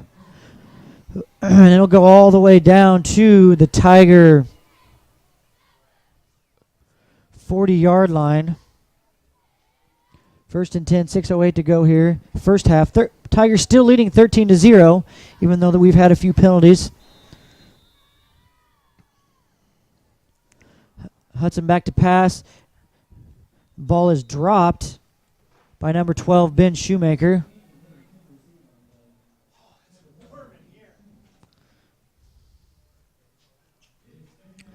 Second down and 10 here for Glendale. Ladies and gentlemen, we just had a guest walk through the TTSN sports booth. The director of Misha Activities here for Waynesville High School, Corey Ace, just walked through to check on things. Here's a little run up the middle. Kind of a dangerous run there by the quarterback with his head down, but he's able to pick up a few yards, and that'll bring up about 3rd and 2, 3rd and 3 for Glendale. And Lucas, along with being the director of high school athletics for the Waynesville Tigers, I was also told that Corey Ace is also our hydration engineer specialist. That is correct. Anytime ladies and gentlemen, if you have any questions about hydrations, you need to give Corey Ace a call here at the high school, and he'll answer all your questions about your hydration needs. Yeah, he knows exactly what's going on there. Glendale, first down run, again by the quarterback. Ball's on the 24-yard line. 1st and 10, 5:30 to go. Hudson back to pass. He's looking down the field, and it's going to be intercepted by the Tigers.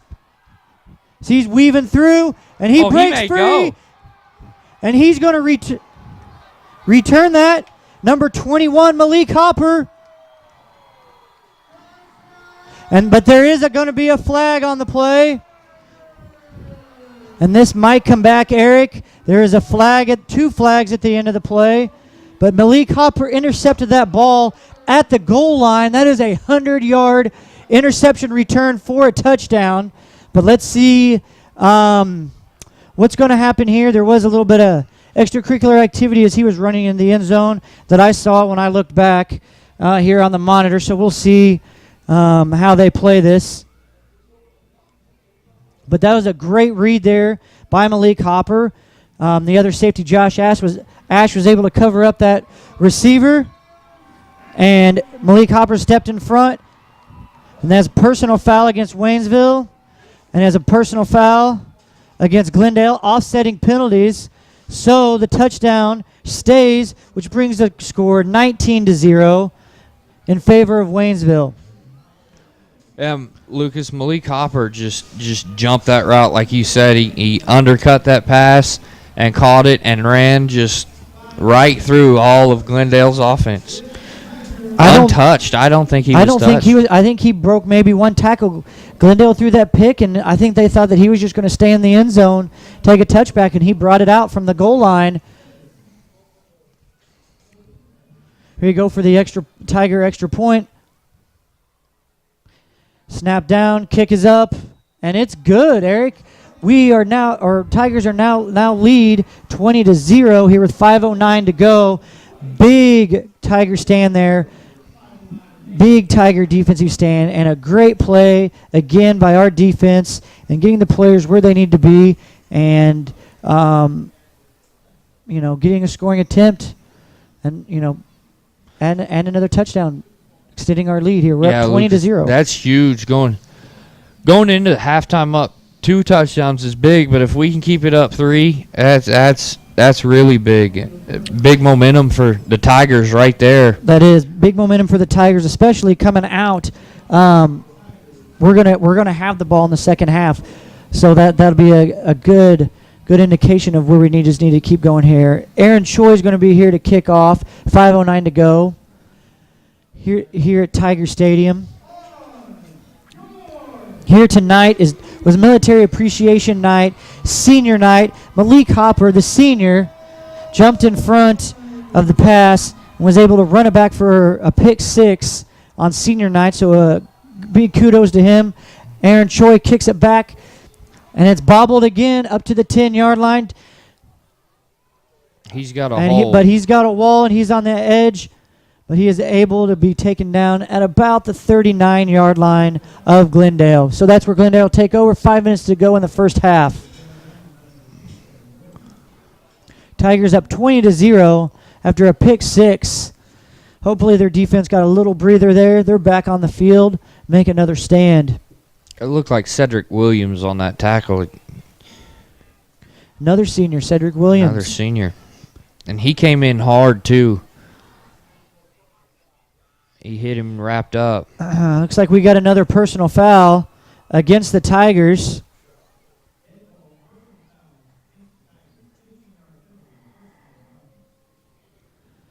So I didn't really see that on the monitor of what happened there as we made the tackle, but there was a personal foul on that play. So they'll tack on 15 yards, and they'll be still 1st and 10 from the 49-yard line. 5 minutes to go. Tigers lead 20-0.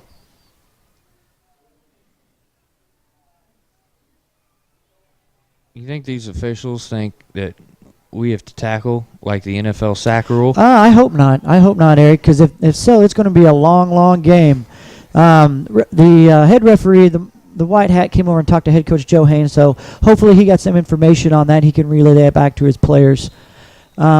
Empty backfield here for Glendale. Hudson back to pass, and he completes a pass. It was almost intercepted. But number 4, Jake Kaiser, is able to haul that in for a first down. And they're across midfield into Tiger territory. 4:54. Eric, I with this close to the halftime, I figure Glendale's going to kind of pick up their speed here on offense to try to get down the field as quickly as they can. Yeah, Lucas, I think they're going to try to score here. And with the way Waynesville's defense has been playing, that's probably not a bad idea. Nope, another Hudson pass is complete to number 5, Jack Clickenbeard, to the middle of the field, and he'll pick up about 8 yards on that play. 2nd down and 2. Another swing pass. That's dangerously close to being a lateral, but he was able to keep it in front. The Tigers kind of sniffed that out all the way, and they had a couple of guys there. Number 8, Ian Williams, was there on the defense. And Lucas, like you said, they were trying to pick up the pace. They snapped that ball with 22 seconds on the play clock. As soon as they're setting the ready, Hudson calls his own number on a little quarterback keeper there. But he was able to gain 2 yards and get that first down. 1st and 10 from the Tiger 28, 4:25 to go. Tigers up 20-0. Hudson getting the play call from the sideline. He's still in an empty backfield. you can do a lot of things from this. He's back to pass, looking far side, and he just kind of threw it out of bounds. I don't know if that ball slipped there, Eric. And a couple of his passes so far tonight haven't seemed real great. So I'm wondering if the weather's starting to play a little bit in there. It's cooling off. You know, there's a little bit of drizzle, a little bit of fog out there, a little condensation on the ball on that last play. Yeah, Lucas, he kind of double pumped right there a little bit, and it looked like he maybe just lost the grip because there was nobody in the area that he threw to. Back to pass again, a little stop route, able to get a first down for Glendale as they kind of nickel and diamonds down the field again. Another little 10-yard out route, little 8-yard out route. He's able to pick up the first down. Number 25, Ryan Moon. And see right there, he just puts that almost a perfect back shoulder pass. So rain may be a little bit of a factor for Glendale's passing game, but all that means is a little bit easier for the Tiger defense. And we got a timeout on the field. With 4:07 left to go in the first half, Tigers are leading 20-0 here at Tiger Stadium. Eric, great first half so far. Glendale's been able to drive on us a little bit. However, I think that we're doing a great job on defense. We've had a few penalties here and there that have kind of helped the offensive long of Glendale, but we've done a great job of not letting that bother us, and we're just kind of staying in our sets and staying disciplined. Yeah, you said it. We're not really allowing the deep ball. The plays that could be big, we've kind of contained pretty quickly.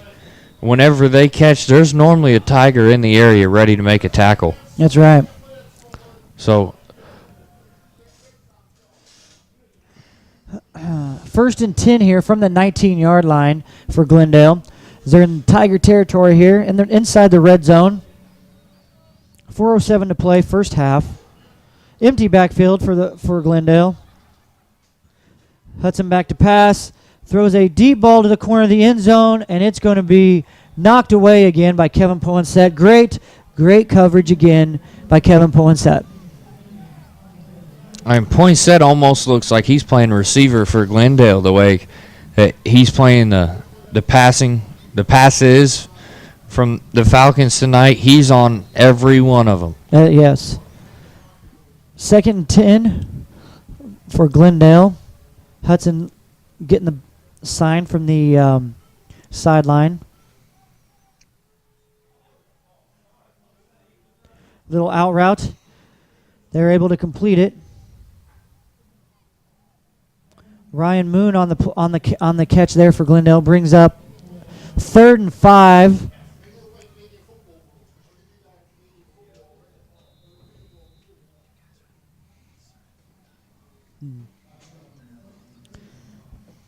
Brings up 3rd and 5 from the 13-yard line. Hudson back to pass, throws a little out route to number 5, and he's going to be brought down by Malik Hopper. The Tigers brought the blitz on that one, Lucas. They had 5 guys coming, all converging on the quarterback all at the same time right there. Yes. There's a stoppage here by the referees with 3:48 to go in the first half. Waynesville leading 20-0. And they're going to get a measurement on this because he picked up about 4 yards on that carry. But, Eric, with this stoppage with 3:48 to go, I think it's time for another TTS Sports update today.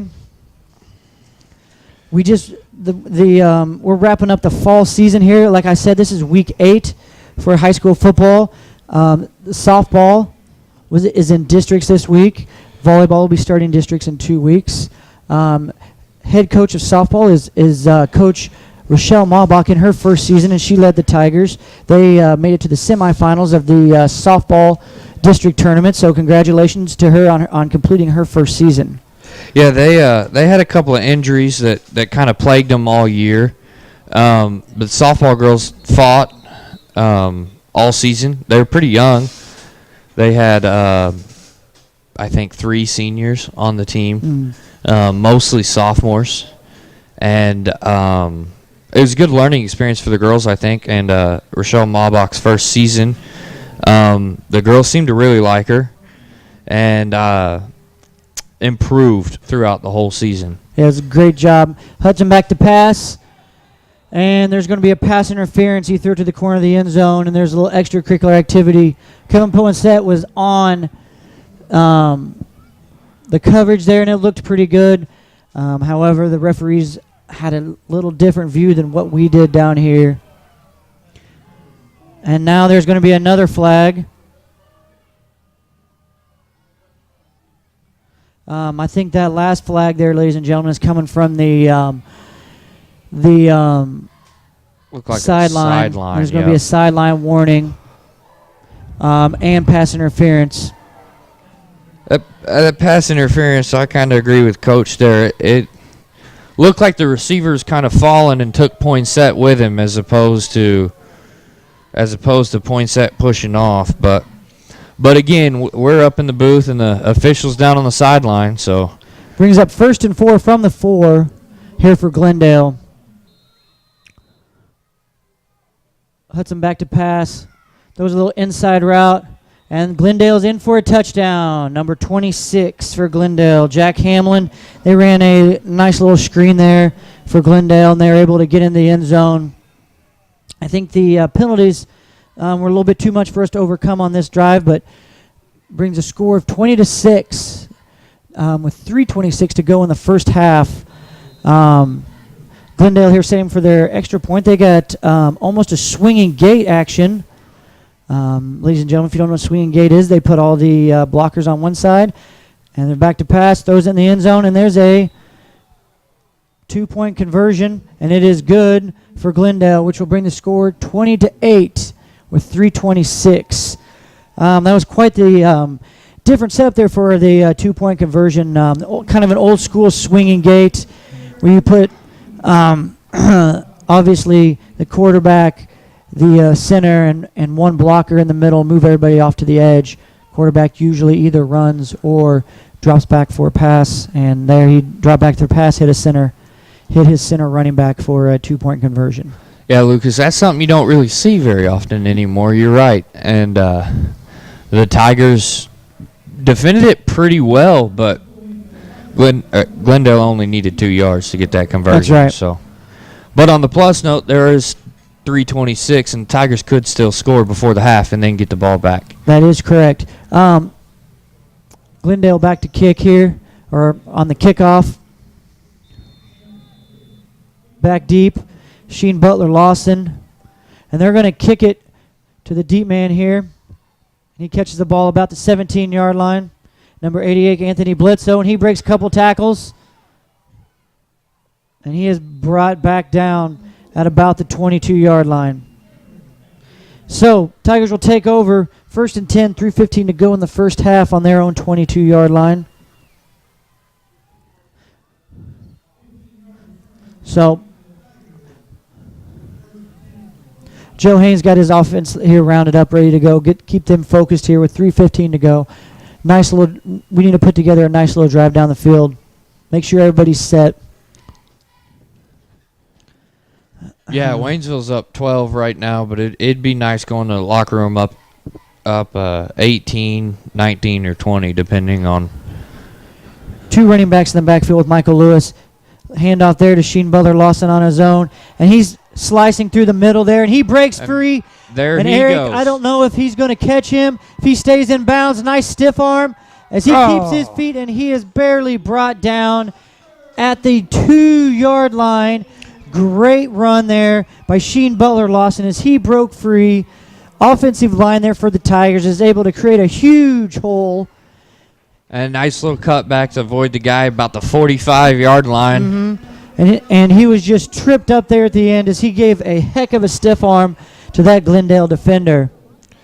And that was a great angle by the Glendale safety just to catch him. And then did really well to stick with him. We got a bring him down. Full house backfield here. Aaron Imperato handing off to Sheen Butler Lawson.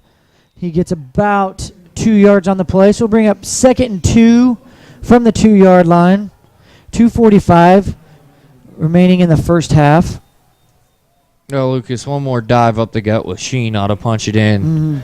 And he deserves it after that run. Aaron Imperato, the senior, in at quarterback, full house backfield, 2 up backs. Aaron Imperato is going to keep it himself, go around the edge, and he's in for a touchdown. He's able to cross that end zone line for a touchdown and make it 26-8. Oh, Waynesville Tigers over the Glendale Falcons.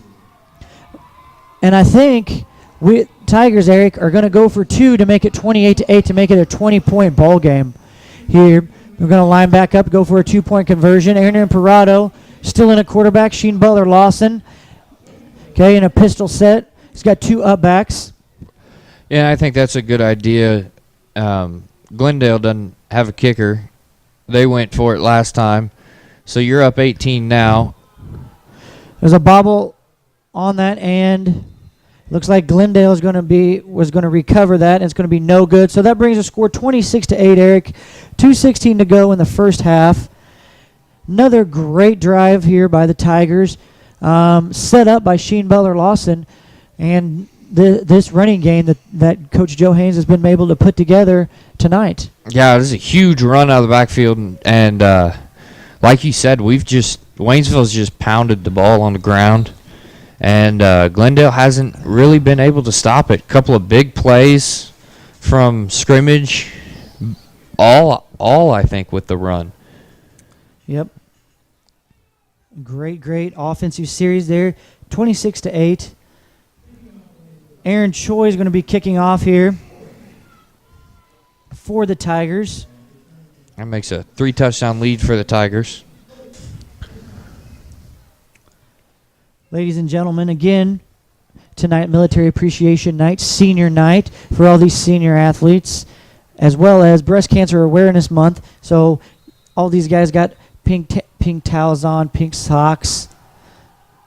Choi set to kick, and he kicks it deep out to about the 10-yard line, fielded cleanly by number 14, Colton Penrod, and he's breaking through the Tiger defense, but he was able to be brought down by number 17, Sergio Carrillo. Great open field tackle there by Serge. That was a great tackle. He hit him low, wrapped him up, got both legs, and he just went down without much of a fight there. 2:08 to go in the first half. Glendale setting up most likely a 2-minute drill here, Eric. They're going to try to get down the field as quickly as they can. They're probably not going to waste a lot of time. Lots of passes here. Hudson back to pass. Caught by number 11, Winston Quinn, there for Glendale. And he's able to pick up about 6-7 yards. A nice little stop route. He just stopped on a dime right there, turned around, and the ball was on him. Pretty much, Glendale's bread and butter play right there. He was able to pick up 9 yards. 2nd and 1. Hudson back to pass. He's going down the field, and it's going to be intercepted by the Tigers. Number 88, Anthony Bledsoe again on the coverage. And it looks like there is a flag on the play. So I don't know if we're going to get a little too excited here. Flags on the Personal Tigers foul sideline. against the Tigers. Another personal foul penalty against the Tigers. I didn't quite see it. I was looking at the ball there when Anthony Bledsoe made a great defensive play. I am going to take a guess here, Eric, and that was another roughing the passer. Well, the flag was on this sideline, and coaches were telling kids to get back. So I'm thinking maybe they were too close to the field on Maybe that white. on a sideline warning. Another sideline warning, which obviously that's a personal foul. So, well, great Either play way. by the Tigers, but it's negated. I guess we just got to do it again. I guess so. I guess that is negated. So Glendale will keep the ball. 1st and 10 Falcons from the 44-yard line, Waynesville. I think that was the first time Glendale attempted a deep pass. I think so, and it got picked off. I'd say they may not want to do that again. No, they're probably going to nickel and dime us, hit those stop routes. It's 1:40 to go, first half. Hudson back to pass, and he's going to go pretty much the same play again, and it's knocked away. And another flag. Another flag on the play on the Tiger defense. That was a good defensive stand there, but referees, we're going to see what this call is. I'm not sure that ball was catchable, but I think we're going to have a defensive pass I interference. think we are going to have a defensive pass interference, and there is no uncatchable balls in high school football, Eric. Oh, that's not? That is only in the NFL. That's only NFL? Only That's in the not NFL. even college? Nope. Only in the NFL is there a uncatchable balls. So another pass interference call here brings up 1st and 10 from the 29-yard line for Glendale. 1:34 to go in the first half.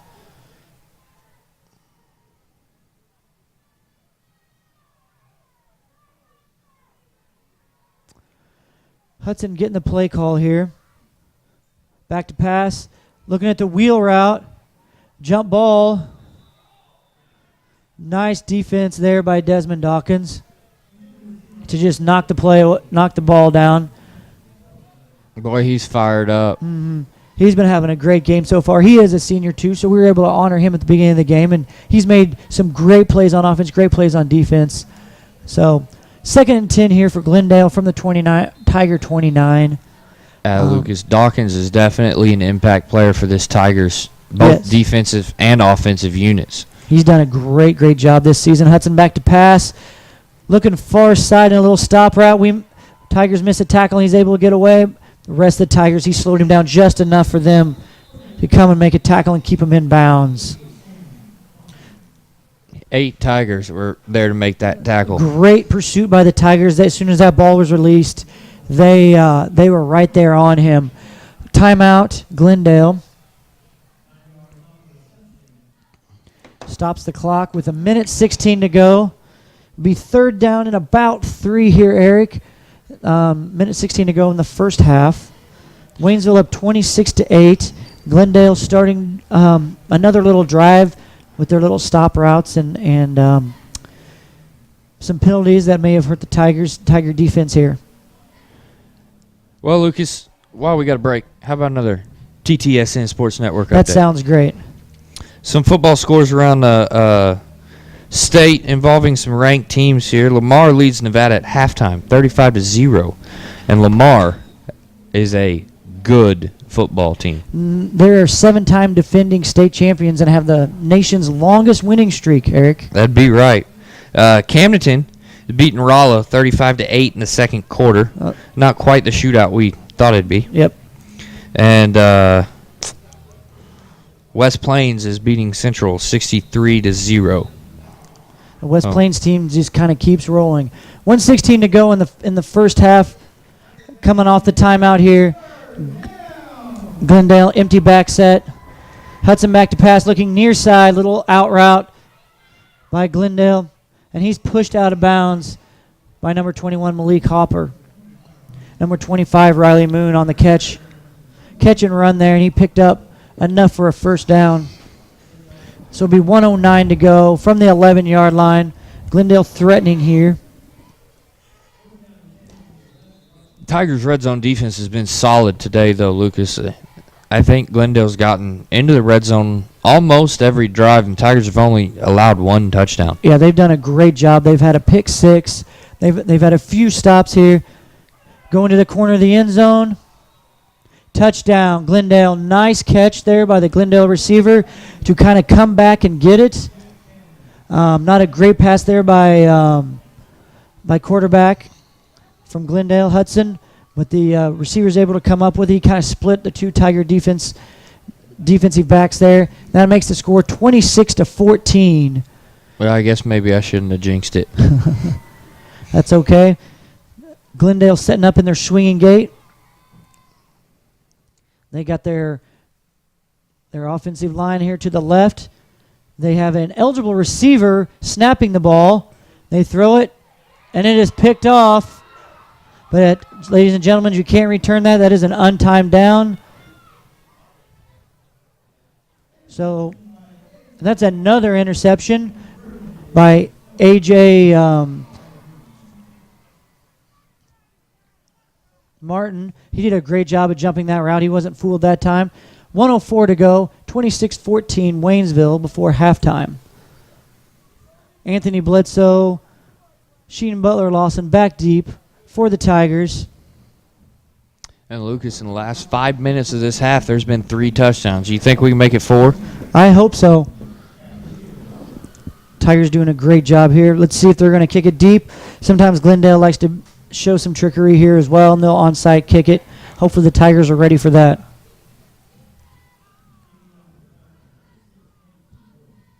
Again, ladies and gentlemen, we got 1 minute to go before halftime. The Tiger track concession stand is still hopping down there. I know they got a bunch of hot dogs, nachos, cheeseburgers, all the hot chocolate that you can drink. Come on down here to Tiger Stadium. Catch the second half of this great football game between two high explosive teams here in this district showdown. And if you're watching it from pretty far away on Facebook, how about making some popcorn and getting a drink and having yourself a snack? There you go. We appreciate you watching here on the TigerTV Sports Network. There's been a timeout on the field with 1:04 to go. We'll be getting set up again. I think there was offsides on that, so that we'll get set back up, get ready to go.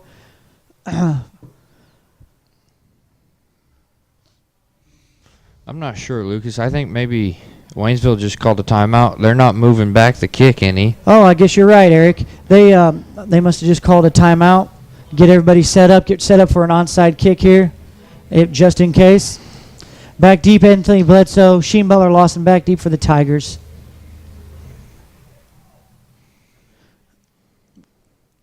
Glendale kicker getting set. 1:04 to go in the first half. And he's going to kick it deep to Anthony Bledsoe. He's going to return it. He's going to the left side. And he makes a good cut here. Breaks to the sideline, makes another cut. Great run by Anthony Bledsoe to get to the 43-yard line.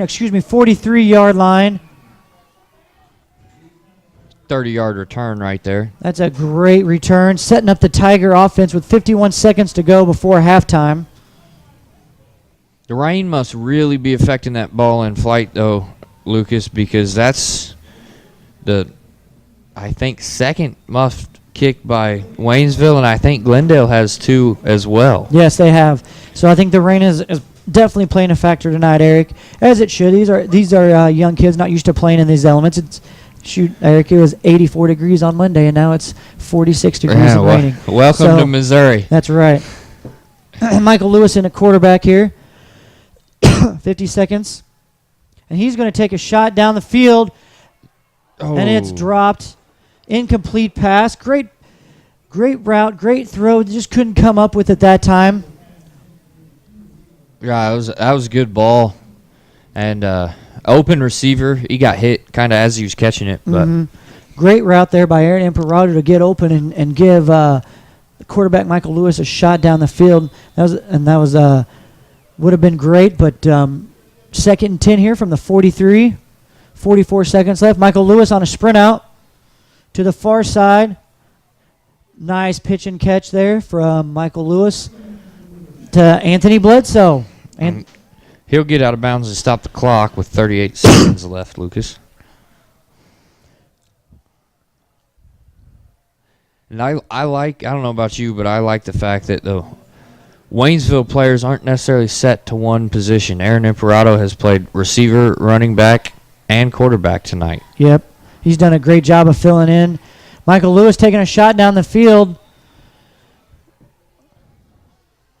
That was a pass to Sergio Carrillo that fell incomplete.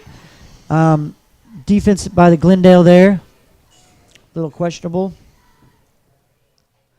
Brings up 4th and 2, 31 seconds to go. in the first half. Tigers on top, 26-14. Here in this Ozark Conference showdown with Glendale out of Springfield. Michael Cassidy in motion. Aaron Imperato on the quarterback keeper. And he's going to get the edge, and he's going to go out of bounds kind of hard. No flag on the play. Great run there by Aaron Imperato, and he picks up the first down with 25 seconds to go. That's huge. And getting out of bounds. Keep that clock stopped. Michael Lewis back in at quarterback. Got a spread set here. Michael Lewis, 3-step drop, cuts in front of the pass protection, and it's caught.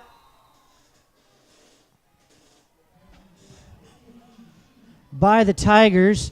Brings up second and about 1 with 9 seconds to go. Let's see if they can get a play off here. And it's a spike. 6 seconds.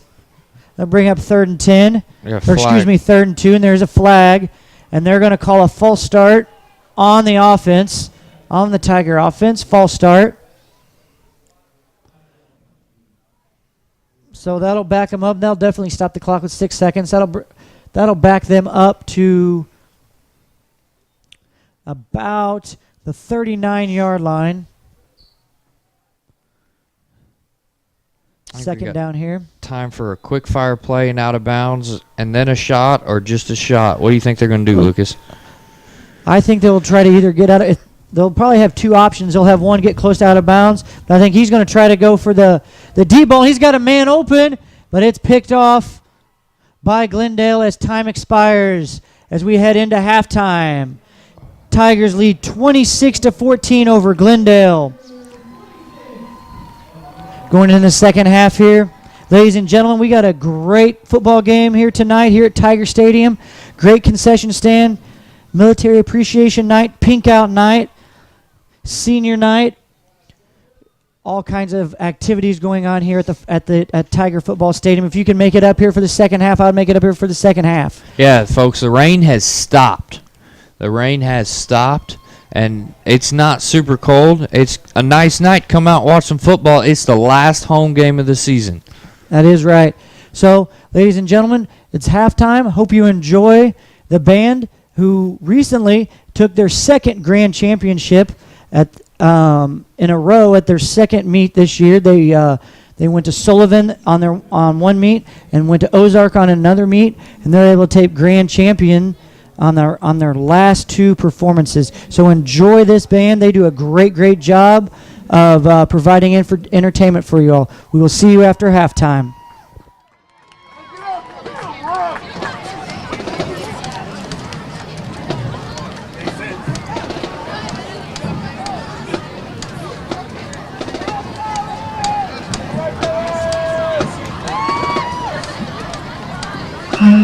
Will all of the senior members of the band please make your way to the sideline?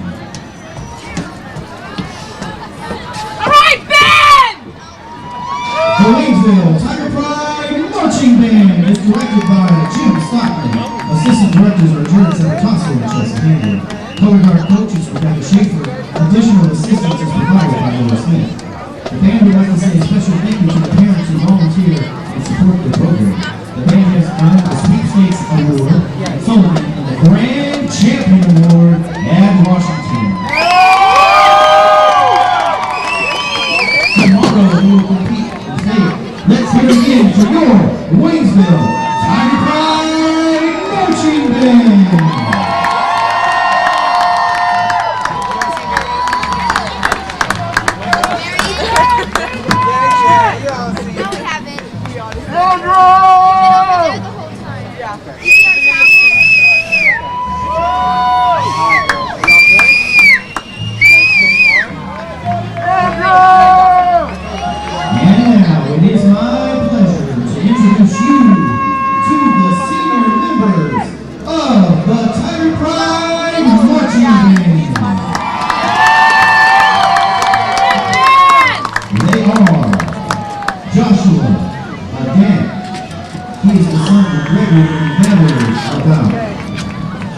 Hannah Bailey is the daughter of Michelle Briswell and Jason Bailey Sr. Abigail Blair is the daughter of Brandon and Jersey Blair. Sydney Breckenridge is the daughter of James and Caroline Breckenridge. John Birch is the son of Francisco and Joan Birch. Ty Byron is the son of Colonel retired John Michael Byron and Aaron Dawn Byron. Nadia Dial is the daughter of Eric Dial and Tonya Metcalf. James Felix is the son of Camille and James Felix. Latricia Ford is the daughter of Maurice and Kathleen Ford. Sean Gaston is the son of Ricky and Gina Gaston. Christina Gervasio is the son of Cynthia and Russell Ford. Casey Geiger, who says a special thanks to her aunt Paula Fortmeyer and uncle Tony Fortmeyer for raising her for the past 7 years. John Gutowski is the son of Melissa Page and Charles Gutowski. Darian Harrison is the son of Yvette Spencer and Bobby Harrison. Kathleen Jezelowski is the daughter of Marlene and Joshua Parker. Hannah Lopez is the daughter of Nick and Leah Lopez. Anna Lisa is the daughter of Maria Robertson. Colin Mornow is the son of Pete Mornow. Benjamin Coleman is the son of Teresa and Patrick Coleman. Maximo Reyes is the son of Kristen and Paco Reyes. Zaharia Richards is the daughter of Samuel and Shireen Richards. Jordan Rivera is the son of Anya and Antonio Rivera. Andrew Seaman is the son of John and Yvonne Seaman. Louisa Beck is the daughter of Dirk Beck and Claudia Steele. Rachel Wallace is the daughter of Joyce Wallace. And Anthony Zuber is the son of Nancy and Robert Zuber. Now that you have been introduced with the senior members of the band, please make your way to the track for the recording.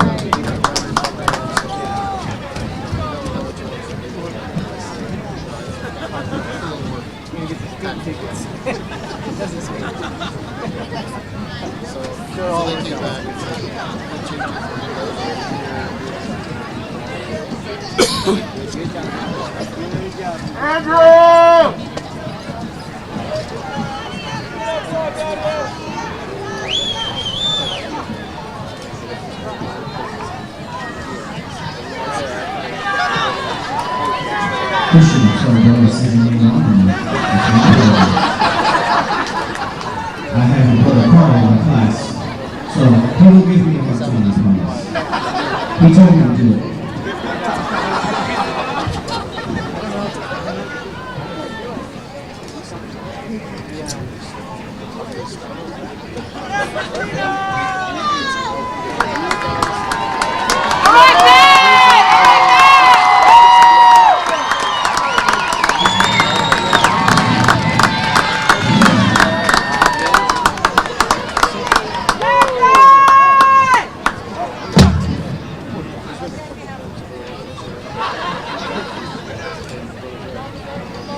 Now fans, please turn your attention to the field where the Waynesville High School cheerleaders will perform a dance.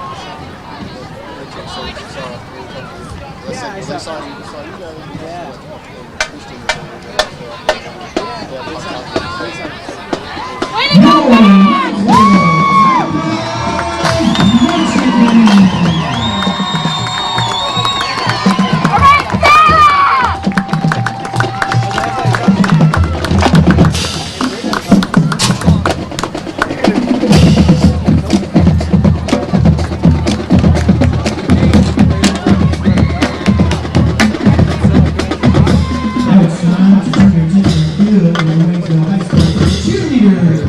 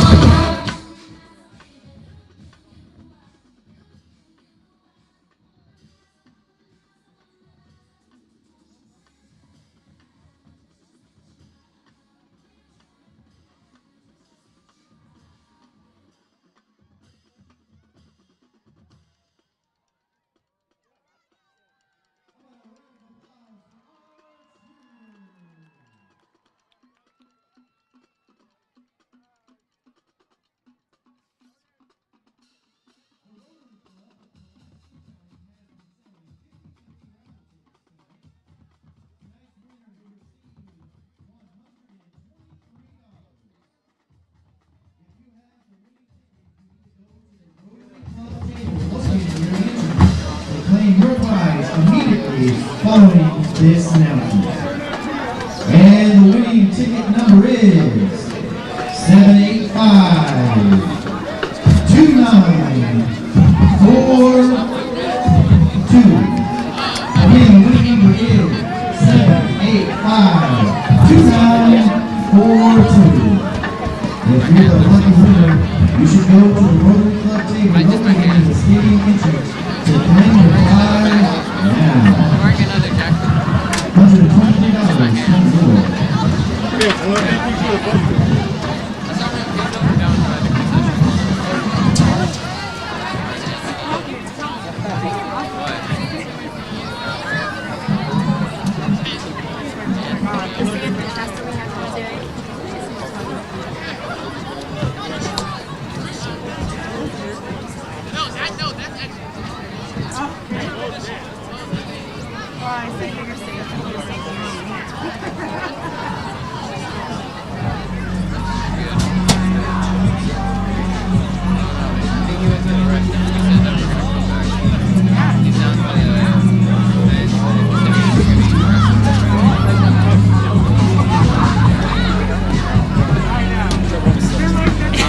That's why I slowed down. No, I got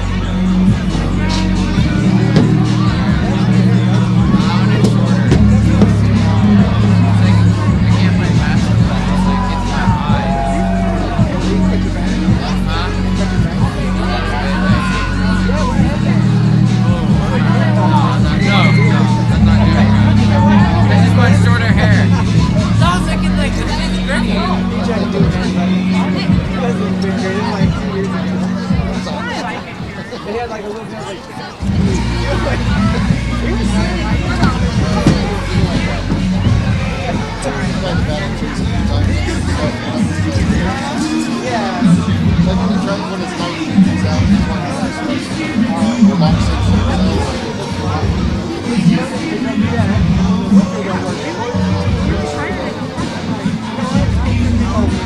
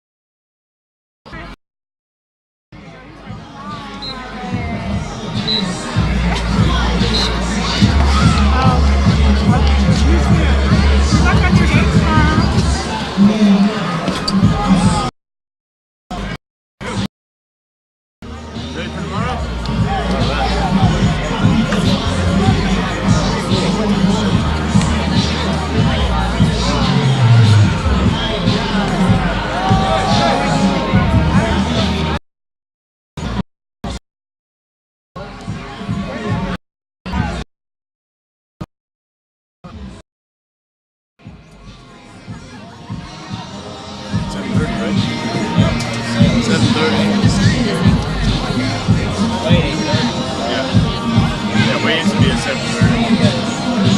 Damn, bro.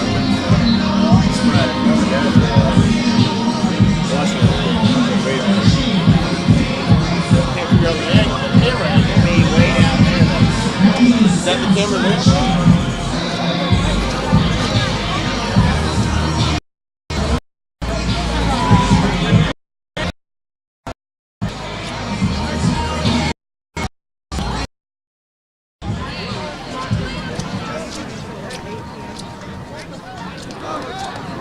At this time, I would like to thank our chain gangs.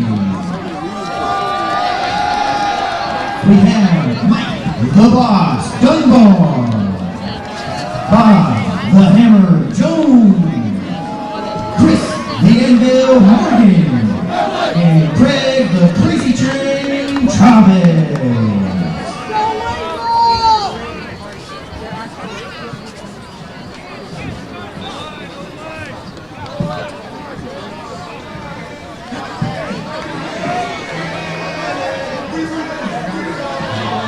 First half here with the Tiger offense. They've done a great job on offense, great job on defense. Looking forward to this second half here as they will receive the ball, so we'll get to start on offense. We'll get to see that offense back on the field. Yeah, Lucas, offense has been really good on the ground game.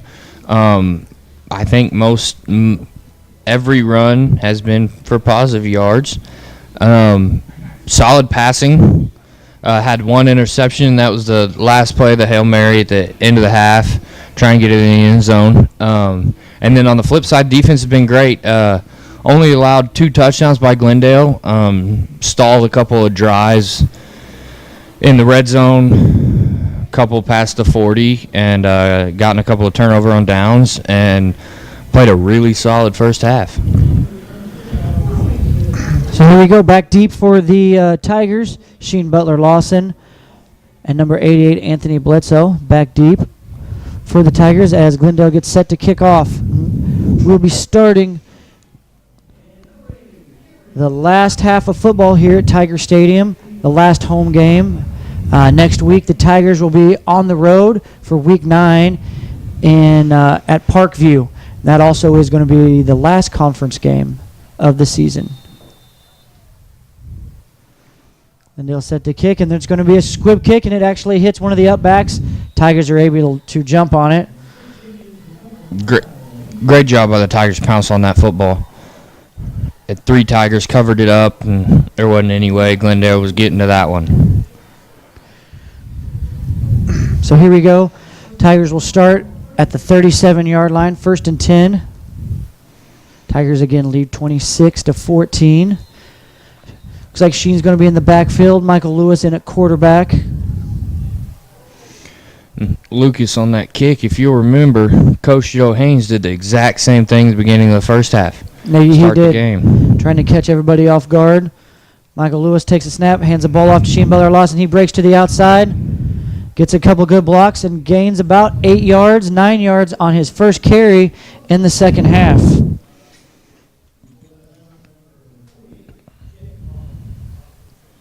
And like all of Waynesville's backs, he's been good today. He's done a great job.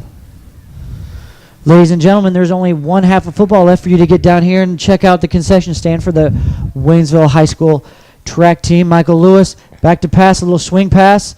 Picks up another first down. Great. Nice little pitch and throw there to Anthony Bledsoe. I think we got a flag on the play there, Lucas. So we do have a flag. Right there by the first down looks like it's going to be holding against Waynesville. So it's going to negate any positive yards from that play, and we'll replay. First down will be 1st and 20. And there was a little bit of shoving after the play by Glendale, and great job there by Waynesville's number 17, Sergio Carrillo, to just throw his hands up and try to get the ref's attention and not retaliate on that one. I think Coach Joe Haynes may have had some words about all the personal foul calls. Well, yes. First half. Yes, that's a great job by them to do that.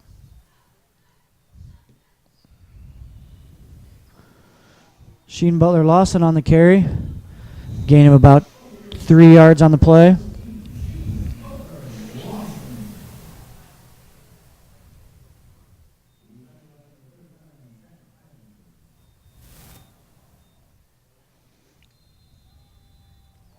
That'll bring up 3rd and 6 from the 41-yard line of the Tigers.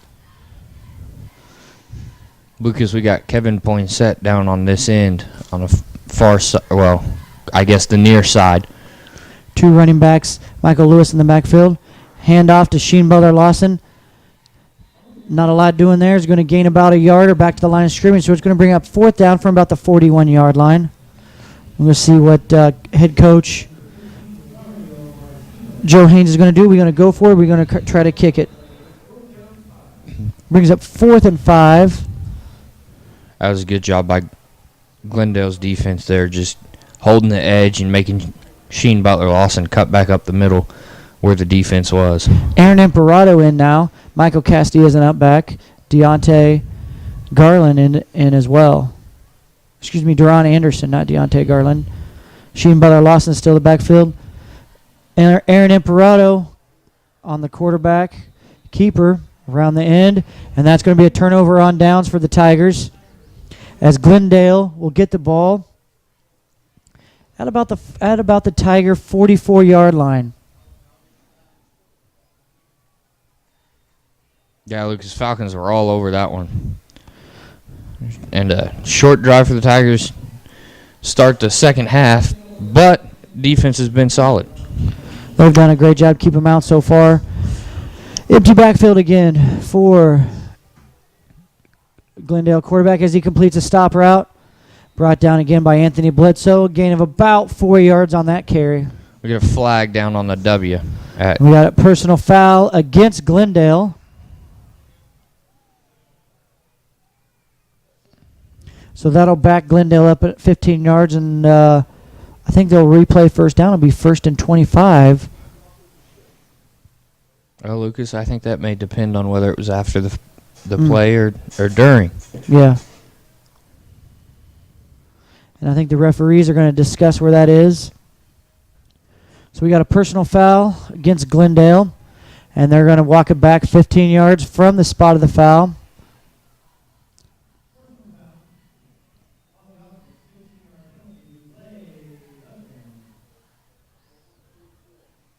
So here we go, 1st and 25 for Glendale.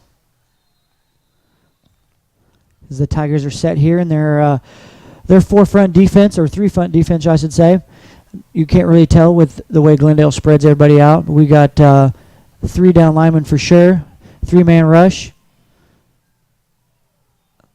Ooh. And here comes a late flag here on the far sideline on the pass that was incomplete.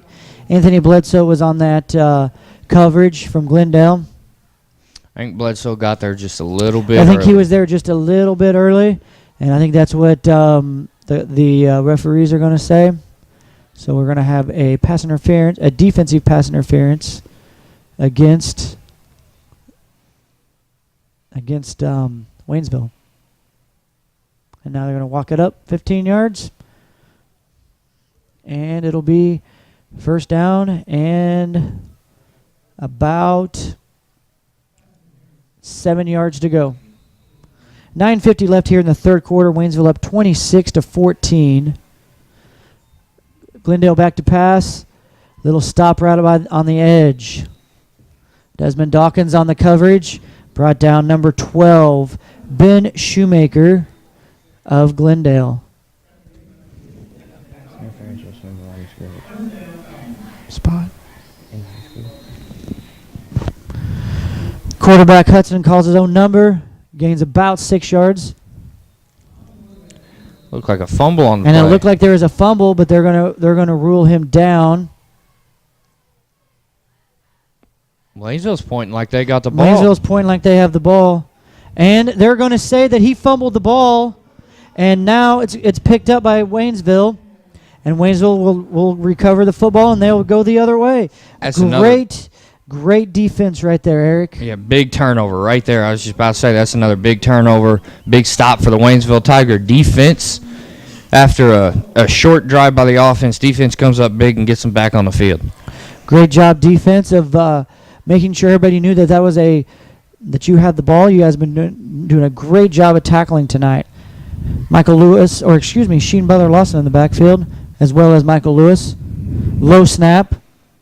Little out route caught by Sergio Carrillo, and he's brought down by a host of Glendale Falcons. That'll bring up second down here for the Tigers. That was a nice little out route right there. Ball thrown right on the money. Glendale's cover is just right there as well. You go Michael Lewis again in the backfield. Two up backs. You got Deron Anderson, and you got Sheen Butler Lawson in the backfield with Michael Lewis. A little give to Sheen Butler Lawson, trying to stretch out the play here. He reverses field, catches a couple blocks, runs through a couple guys, and he's still on his feet all the way down to about the 43-yard line. That's about a 25-yard run, but I think he ran about 100 yards to get that 25. Yeah, Sheen Butler Lawson had a little they had a little stretch play there to the opposite end. He was able to cut it back, reverse his footing, and got a great block by quarterback Michael Lewis to kind of seal that edge so he could get up the field. Then he just kind of ran over everybody. 1st and 10 here, 8:41 to go in the third quarter. Michael Cassidy in motion. A little flip to Michael Cassidy, a little shovel pass as he cuts up the middle, and he's going to pick up the first down and more. Great play here. Great play there. Great play call. We saw that a couple times first half. Michael Cassidy came back through and was able to pick up a first down as we have a injured Glendale on the field. And you hate to see this at this part of the season for either team, Eric. And he looks like he's in pretty good pain here with his leg. Yeah, he's holding it looked like his right knee. He's up now, but yeah, you're right. You hate to see any injury at really any point in the season, but especially late when districts are coming up, and he's a junior, and so he's probably a big part of this defense. Yeah. So here we go. Michael Cassidy just picked up a first down run down to the 32-yard line with 8:29 to go in the third quarter. Tigers have a great drive here on offense. Michael Lewis in the backfield. Deron Anderson to the right of him. 3 receivers to the top of the field. 1 receiver to the bottom. Low snap, same play coming back to our side. And I think Glendale kind of sniffed that out as that was a run by A.J. Martin. And good patience by A.J. Martin right there. He kind of let the block set up. It wasn't a big run, but positive yards are always a good thing. Mm-hmm. And it's going to bring up second and about 7. So as long as Tigers keep marching down the field, it stays out of Glendale's hands, and Tigers got the lead. That's a good sign. Yes. 2 running backs. This is Deron Anderson with the carry. Nice little pickup. He's going to pick up another couple yards. It's going to bring it to 3rd and 5 here with 7:36 to go in the third quarter. Waynesville again is leading 26-14. 26-14 here over the Glendale Falcons. And as we said earlier, this is a great game because it's setting up the second and third seed and of who will overtake this district here as Sheen Butler Lawson breaks through the line, and he is in for a touchdown. Nice little stretch play there by the offense, and he's able to slash his way into the end zone to put the Tigers up 32-14 here with 7 minutes to go in the third quarter. And again, he's just a big, strong kid, and he's hard to bring down. And when he gets that speed going after those first 5 or 6 steps, it's a lot of mass coming at you at a high rate of speed. Yes. Here we go. Tigers on for the extra point. The kick is down, and it is no good. There's a little wide left, but the Tigers still lead 32-14 with 7 minutes to go. in the third quarter. Great drive there by the Tigers to they took the turnover, took it down the field, and were able to capitalize off that.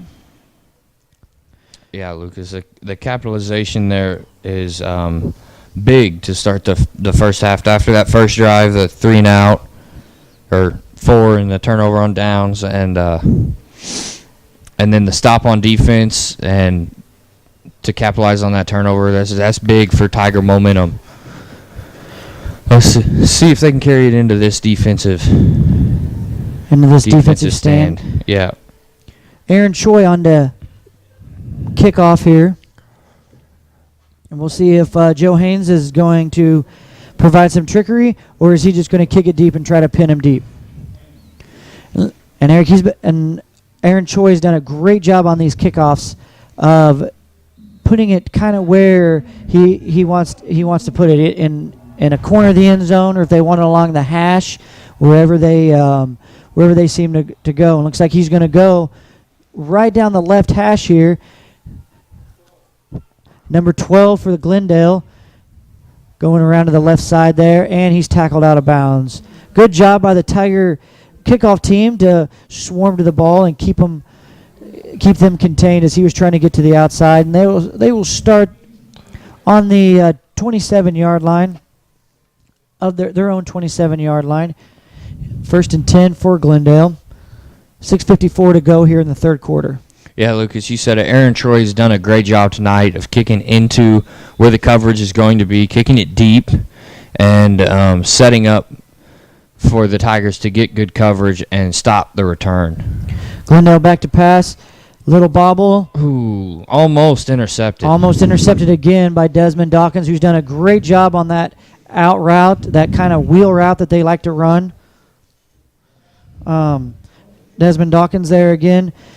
Tiger defense doing a great job of knocking the balls down and not getting any penalties.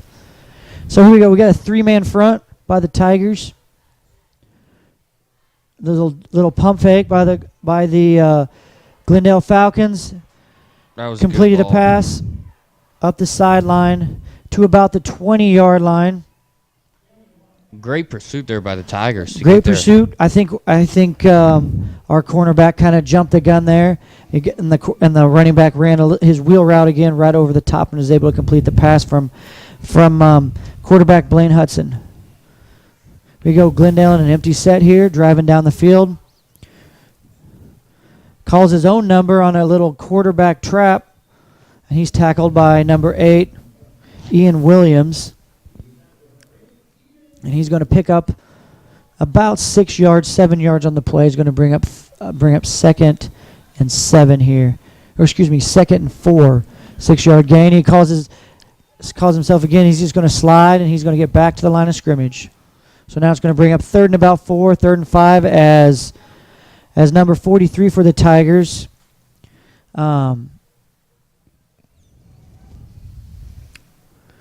Maurice Fiami, helmet came off, so he's going to take a break here, going to get that fixed. As they have to bring in another Tiger to take his place on defense. Number 27, Fontez Key comes in. 5:45 to go here in the third quarter. Hudson back to pass. A little screen in the middle here. Good tackle. Good tackle here. But another positive. They're down to another 1st and 10 here for the Glendale Falcons as they're all the way down to the 4-yard line. They got 1st and 4 here. Quarterback on the carry, and he's going in for a touchdown. And there's flags on the play.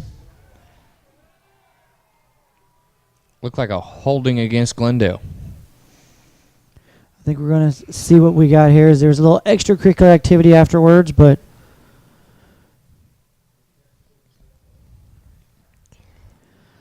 the referee's going to call holding against Glendale. And they're going to replay 1st down. So now it's 1st and 14 from the 14-yard line.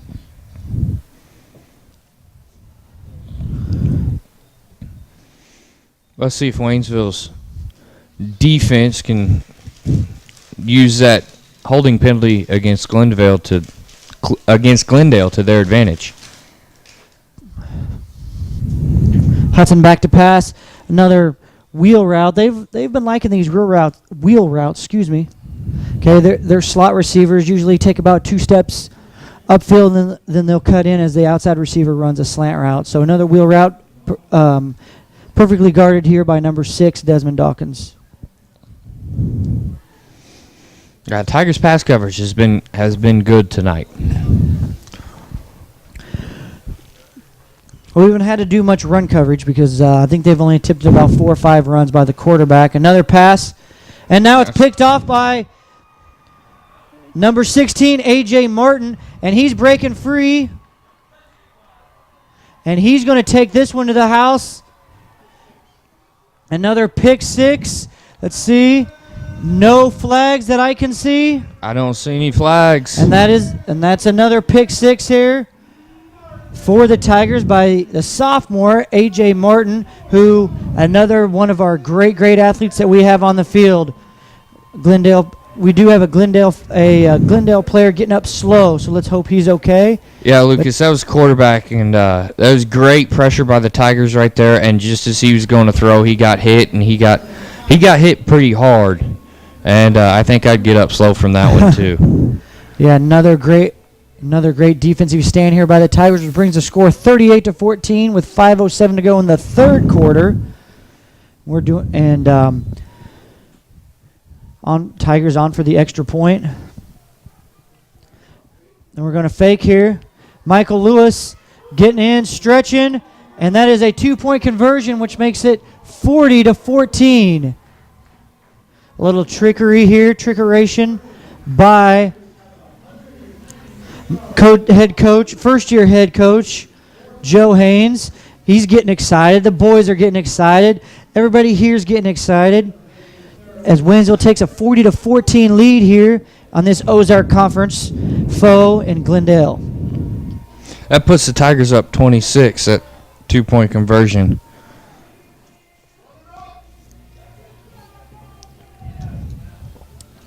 Aaron Choi on the kick here for the Tigers as they get set up.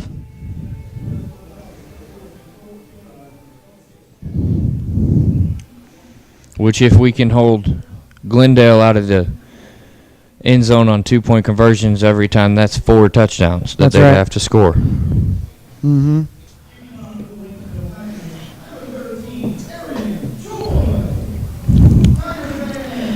Here we go, back deep. Again, Aaron Choi has been able to place the ball wherever he wants to, and he's had great coverage. Aaron Choi with the kick, kicks it to about the 10-yard line. Number 11 going to the opposite side. And he's able to be wrapped up at about the 22-yard line by the Tigers. So that's where Glendale will take over on 1st and 10 with 4 minutes, 57 seconds to go in the third quarter. That was after an A.J. Martin pick 6, taking it to the house and extending the Tiger lead to 40-14. Well, Lucas, as Glendale's offense takes the field, we've talked about this fall season being wrapped up, and pass is incomplete. And it's Coach Joe Haynes' first year as football coach in Waynesville. And I really like his energy. What do you like about him? I think I like the way that how positive he's been. Everybody seems to like his energy. You know, it's very refreshing to see how positive he stays all the time. And for the most part, he stays calm. I mean, he's very direct with what he does and his expectations with his program. And I think that's very good. That was a great play here by Kevin Poinsett to find that ball and go get it and knock it away from the Glendale receiver. Yeah, he kind of got beat there and made a great recovery play and went up and knocked that ball away. So it's going to bring up 3rd and 10 here for Glendale.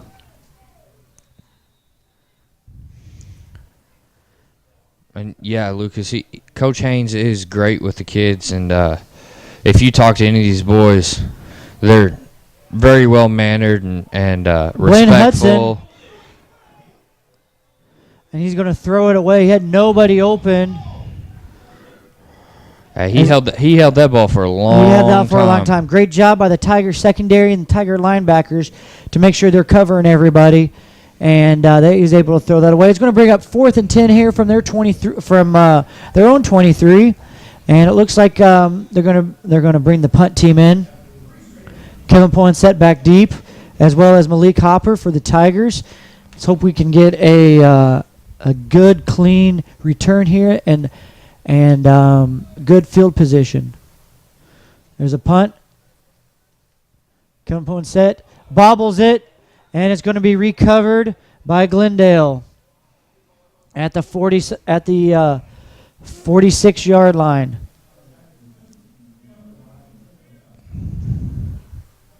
Well, so we're going to come back on defense. Glendale catches a break there. We had a muffed punt return, and it'll be 1st and 10. Glendale from the Tiger 47-yard line as they get another crack at it. 4:27 to go here in the third quarter. Tigers are up 40-14. Glendale again back to pass, taking a shot down the field, and it was great coverage there again by the Tigers. Pass intended, number 11, Winston Quinn. I think that was Aaron Imperato on the Aaron coverage. Imperato doing a great job of staying with the receiver there and not drawing any penalties, making sure he's not doing too much, he's doing what he needs to do. Little flare pass, gains a couple yards there from quarterback Alex Hudson out to number 26 for Glendale, Jack Hamlin. Poinset's back in the game for this third down, Lucas. 3rd and 10 here for Glendale. And Hudson's going to call his own number, and he's going to get close to that first down. They've done a great – I'm going to give props to Glendale here. They've done a great job of when they needed to run, they have ran. The Tigers do a great job of wrapping it up. They run that quarterback trap very well, and I would say so because this is probably one of the only – running plays they have. So now it's 4th and 3 for Glendale. Hudson back to pass. And that pass is broken up again by Anthony Bledsoe. Yeah, Anthony Bledsoe. He's having one. Great defensive stand there by the Tigers. And we get the ball, not have to worry about a punt, not have to worry about anything. We just get the ball back, going the other way. Be 1st and 10 on our own 40. Bledsoe's defense has been just outstanding tonight. His pass coverage, he's there. He's making the right plays. He's not drawing penalties. So here we go. Tigers are coming back on offense with 3:28 to go here in the third quarter. Sheen Butler-Lawson's going to be in the backfield, along with Michael Lewis, Deron Anderson, as the Tigers get set up for their offensive set here.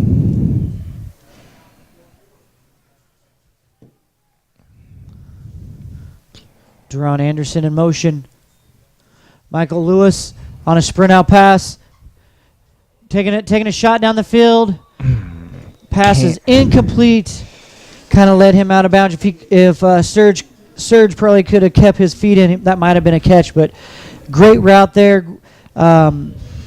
Great pass. We just a little bit too far, a little bit too out of bounds. Yeah, just a little bit too far out of bounds. You said it.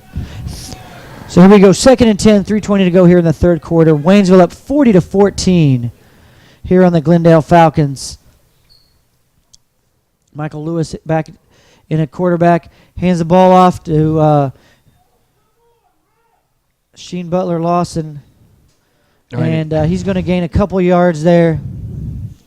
As Aaron Lewis handed that ball off, he took a shot. Yes, he did. That defense of Glendale got there really quick.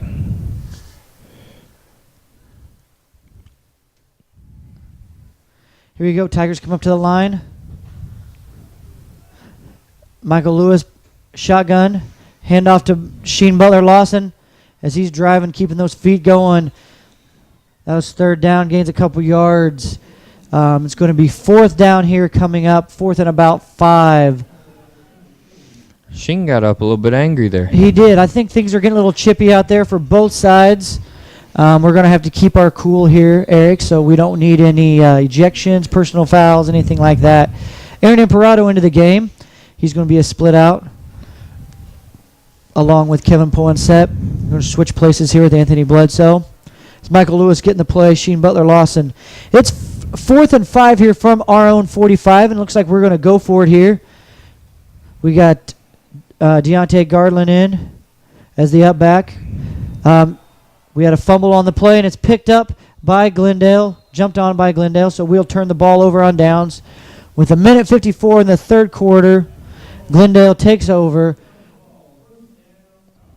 on about the 38-yard line for Waynesville. Tiger defense back on the field here. Looking to stop Glendale here again. We need another good stop here right at the end of this quarter so we can take over going into the 4th. We got a 3-man set we got lots of linebackers, lots of defensive backs back there to pressure. Glendale going down the field, and it is knocked away again by Aaron Imperato. Great defensive play there by Aaron Imperato to find the ball, go up after it, knock it away from the Glendale receiver. Yeah, Lucas, again, he didn't try to do too much. He just turned around, found the ball, and went up one hand and just batted it away, made sure Glendale couldn't make that catch. Tigers back in that 3-man front, bringing a linebacker. Hudson back to pass, catches an under route as he breaks a tackle. And he's going to pick up a first down, number 26, Jack Hamlin. As it looks like Glendale's picking up their pace a little bit. They're going to have all of their plays ready for the next few here. They're going to try to work their way down the field as quickly as they can. Little stop route, and it is sniffed out great there by Aaron Imperato on the tackle. A little stop route there behind the line of scrimmage, trying to set up a wide receiver screen. And they snapped that ball with 24 seconds on. Yeah, they are clock. just barely. They're not even let Waynesville getting set. They're just as soon as they get up to the line and get set. Incomplete pass. Another incomplete pass brings up 2nd down. There it is. There's the flag. And there's a flag. And that's going to be 2, if not more. And we got a little things are getting a little chippy out here. And I don't think the coaches are going to like what's going to happen here, because I think there's going to be some possible ejections and some 15-yard penalties going against both teams here. So I think I count 3 penalty flags on the field. There's 3 penalties and a hat. One referee threw a penalty flag and a hat, and then the referee and the back judge from the other side threw a flag. So they're going to work this out here, and we're going to see what we got. Eric, with 1 minute and 11 seconds to go here in the third quarter, I think it's time for a TTSN sports update from around the conference. TTSN sports update. Let's see scores.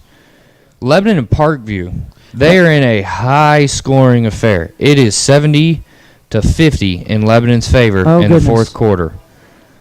And Camdenton defeats Rolla 56-13. Out of the conference, Carthage beats Republic 42-26. Cassville shuts out Reed Springs 35-0. And how about the shootout in Fair Grove? Buffalo and Fair Grove, 29-22. That's a good game right there by some small schools. Folks, we had 3 personal fouls, 2 against Glendale, 1 against Waynesville. 2 are offsetting penalties, but we will get 1 15-yard penalty, which will lead to a 2nd down for Glendale here, as it'll be 3rd down, 3rd and 24 from the 44 for Glendale. Hudson, and that again, their standard no back set, getting the play from the side. And that penalty was huge. And that's a false start there by Glendale. Against Glendale that backed them up on third down. And now they're backing up even further with the false start. Yep, now it's going to bring up 3rd and 29 for Glendale. Waynesville needs to stay focused here, not let things get behind them, keep everything in front, set up a 4th down, not give up any big plays as well. Here we go, getting set. 3rd and 29 for Glendale from the 49-yard line here in the 3rd quarter. 1 minute, 11 seconds to go. Tigers are up 40-14. I think Coach Joe Haynes is going to call a timeout. And they're going to, look, I could see Coach Haynes there on the sideline calling for a timeout. And now they're rewarded that. Here we go. Tiger defense comes over, talks to Coach Joe Haynes and defensive coordinator Mike Klutz. Glendale going over there. We're going to get everybody under control, ready to go for this 3rd and 29. Well, Coach, on the timeout, fall season's coming to an end. Winter sports are coming up, and you're the wrestling coach. That is right. I'm the head wrestling coach. How you feel about the wrestling season coming up? We're going to have, quite a few guys back. We got a lot of good kids that have been doing lots of good things. I got a good core. We got 4 returning state qualifiers. We got 2 of those were state medalists. We are starting another kind of part of the wrestling program. We are Misha, the Missouri High School Activities Association, is sponsoring an all-girls wrestling season starting this year with a 2-year transition. So we'll begin that this year as well, so our girls that are interested in wrestling can be wrestling against girls. And Houston back to pass. Pass falls incomplete, which will bring up 4th and 31 for Glendale. And they're going to go for it here with 1:06 to go. Nope, they're going to bring in the punt team and try to pin Waynesville deep. And, so we're going to be returning conference champs. We took 10th last year in the state in the big class, in Class 4. So, my expectations are like these guys that are playing out here, like Michael Cassidy, Daniel Albrick, 2 of our senior returning state medalists, state qualifiers there, to continue on where it was. And that looked like that hit a player, but that's going to be downed right there at the 30-yard line by Glendale. Hit a Glendale Falcon. He kind of outran the punt, looked back, and it just hit him right in the back. Yep, so now the ball is going to be downed right there. 59 seconds to go here at Tiger Stadium in the 3rd quarter. So you got some of those home matches are going to be right here on TTSN. Yep, we'll have our first TTS home match will be January 16th against the Camdenton Lakers. That's a big one. That's we a big don't one. like Camdenton. A good rivalry we got going on there. They're a conference opponent, so should be a good time. You guys need to come out and watch that. Here we go, 1st and 10, Waynesville from the 33-yard line. Sheen Butler Lawson on the carry. Kind of looked like he had that. He didn't really have that on the handoff. Didn't really seem like a clean handoff, and he was able to find it, recover it, and make a positive run out of it. He's going to gain 4 yards on the carry. He's going to bring up 2nd and 6 here for the Tigers on the 37-yard line. 34 seconds.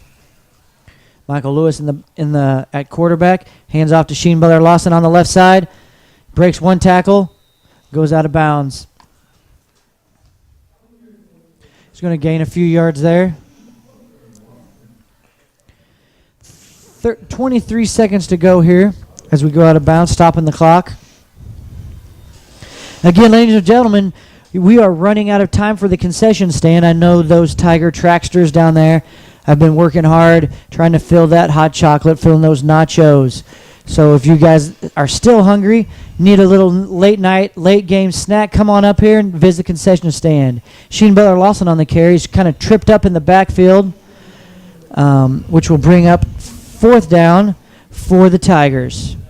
And Lucas, we got this heat going up here in the box, but I still went ahead and got one of those hot chocolates, and it's good hot chocolate. Well, I know I talked to head coach Mike Rawlings earlier, and he told me they had to go and purchase almost every drop of hot chocolate that the Walmart or the stores had to fulfill the needs of these Tiger fans here. Oh, I believe it. And it went to good use, too. Aaron Kept Choi fans back warm. to punt for the Tigers, and we got a stoppage here. Going to have a dead ball, false start on the Tigers. So we'll back it up, which it's 4th down, no harm, no foul. Bring up 4th and 13, give us a little more room to punt. And that's going to bring the end to the third quarter with Waynesville on top 40-14 here at Tiger Stadium. Tigers are getting themselves ready to go. And it's going to be 4th and 13 for the Tigers when we return to play here. You know, Eric, we started another new program this year, is swimming. Yeah, we did. Girls swimming starts up. It's in the winter. I believe they're going to be swimming out on post out there at Davidson. And I don't know a whole lot about swimming. I know I can swim down to the end of the pool, and that's about it. That's right. So we're here. They had to come do a 1-second play, so now it's the official end of the third quarter. Now we got the 4. Okay, getting to the fourth quarter here as the Tigers are rallying around, keeping themselves focused for the fourth quarter here. Yeah, back to the swimming. We started boys and girls swimming this year. Boys swimming was a fall sport. They've done a great job. They've had some couple great showings of some 3rd, 4th places, winning some races here. They do most of their swimming and they're practicing out on post, and most of their meets will be, Springfield, Jeff City, St. Louis areas here. And girls swimming will kick off here as a winter sport here in Waynesville. So looking forward to that.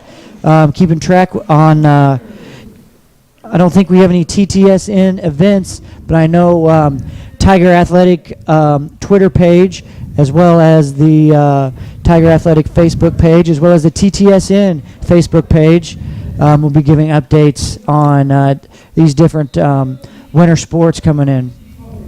Yeah, be sure to follow that new sport. It's exciting for Waynesville to have it. Anytime we can start something up and get some and that's kids a fumble active. Picked up by Glendale. Nice punt by the Tigers, and they're great punted from the 30 all the way down to the opposite 40. Great punt coverage. It was muffed there by Glendale. Yeah, it was a good hit right there by Kevin Poinsett to knock the ball loose, and then after Glendale recovered, get back up and make another tackle on that play. And one sport that really needs no introduction is the basketball program, boys and girls. I was lucky enough tonight. I had supper with head girls basketball coach Brittany Matlock at a teacher tailgate. So that was great to catch up with her. And we had the privilege up here in the TTSN sports booth to have a head coach Christian Pills of the boys basketball team. Oh, that was a nice catch right there. That was a nice throw and flag catch on the there. play. And there is a flag, and I'm assuming this is going to be a pass interference against the Tigers. That was a offensive pass interference. So we must have had a push off, which that's great to hear.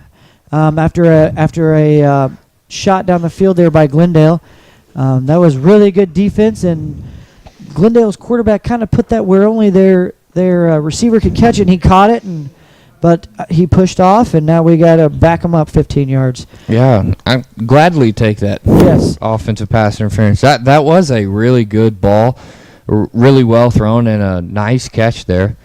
But I guess you got to keep your hands off the defender, That's just right. like the defender has to keep his hands off of you. So, yeah, Eric, those were our 3 winter sports. Obviously boys and girls, are 2 separate. So we got four winter sports that will be coming up starting at the end of this month. And So going to be an exciting time here, getting new sports going. And there's a nice good. Running back screen there by Glendale to kind of make up some of their yardage that they lost. That's going to bring them almost down to the first down. Yeah, it was a nice catch and run there. And basketball, they kind of do an annual fundraiser, dinner and pie auction. The boys and the girls are kind of serve as the servers. They Yes. serve you. And that's coming up on November 13th. It's a Tuesday night, and tickets, I think, are $5. And that'll be at the WCC, right? Yeah, I think at the WCC in the lobby there, and great pies in the pie auction. Always great pies. So if you want tickets to that, go see either Coach Pills or Coach Matlock, and then get you tickets in the door, get you the dinner, and maybe you can bid on one of those famous pies that they've got down there. Alex Houston's pass was complete to number 25, Ryan Moon. They were able to pick up the first down. 11:13 to go here in the fourth quarter. Waynesville on top 40-14. Looks like we're doing a little bit of subbing, trying to get some people on the Tiger defense. Give our starters a little break. And Glendale's offensive unit just moves so fast. And they're It's moving so hard fast. We're moving guys to keep around. up with them. Quarterback, Houston back. Nice little slant route right there. Complete for a first down to number 88. Sam Conyers. As they get another first down on that play.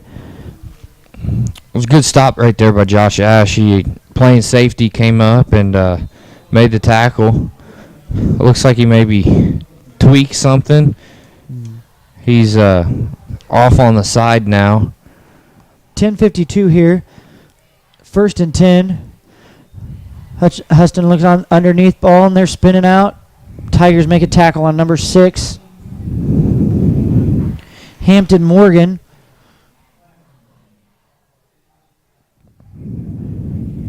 And that's going to bring up, as we have a Tiger down on the play, Anthony Bledsoe is a little slow getting up. I think he might have caught his hand on a helmet.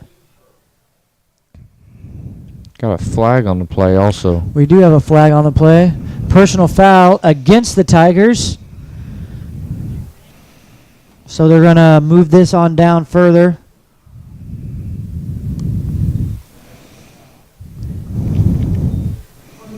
I didn't see that one. I didn't see that one. That must have been something at the end of that tackle there.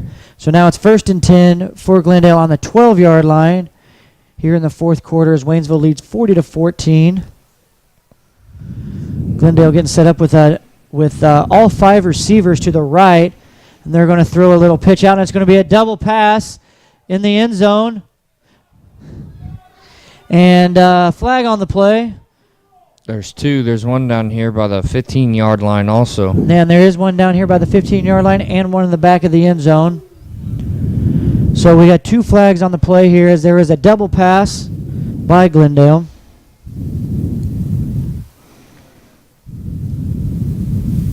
So let's see what we got here, Eric. Here comes we got pass interference on the offense. False start on the offense. So if we accept both those, that's about 20 yards that they need to march it back. 15-yard penalty and a 5-yard penalty.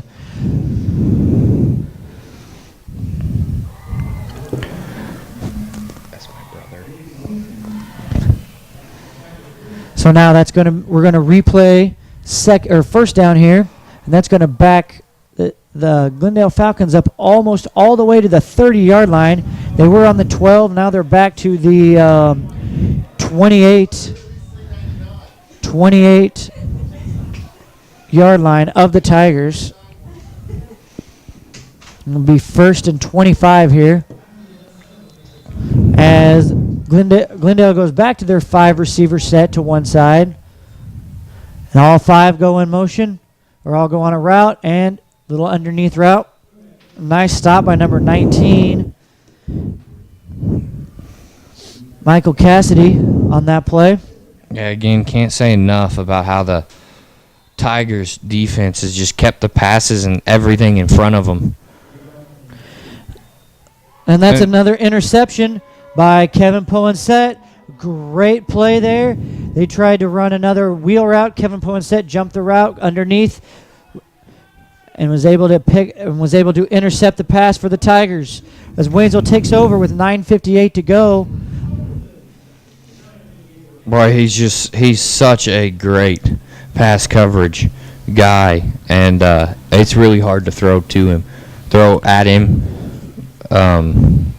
He just does such a great job of reading the ball and breaking passes up, or like he did right there, just jumping in front. Jumping in front of him. So Tigers going to take over on the 2-yard line here. Try to punch one out and keep this ball rolling for 9:58 to go. Waynesville up 40-14. Sheen Butler lost in the backfield along with Deontay Garland. Michael Lewis is the quarterback. We're still in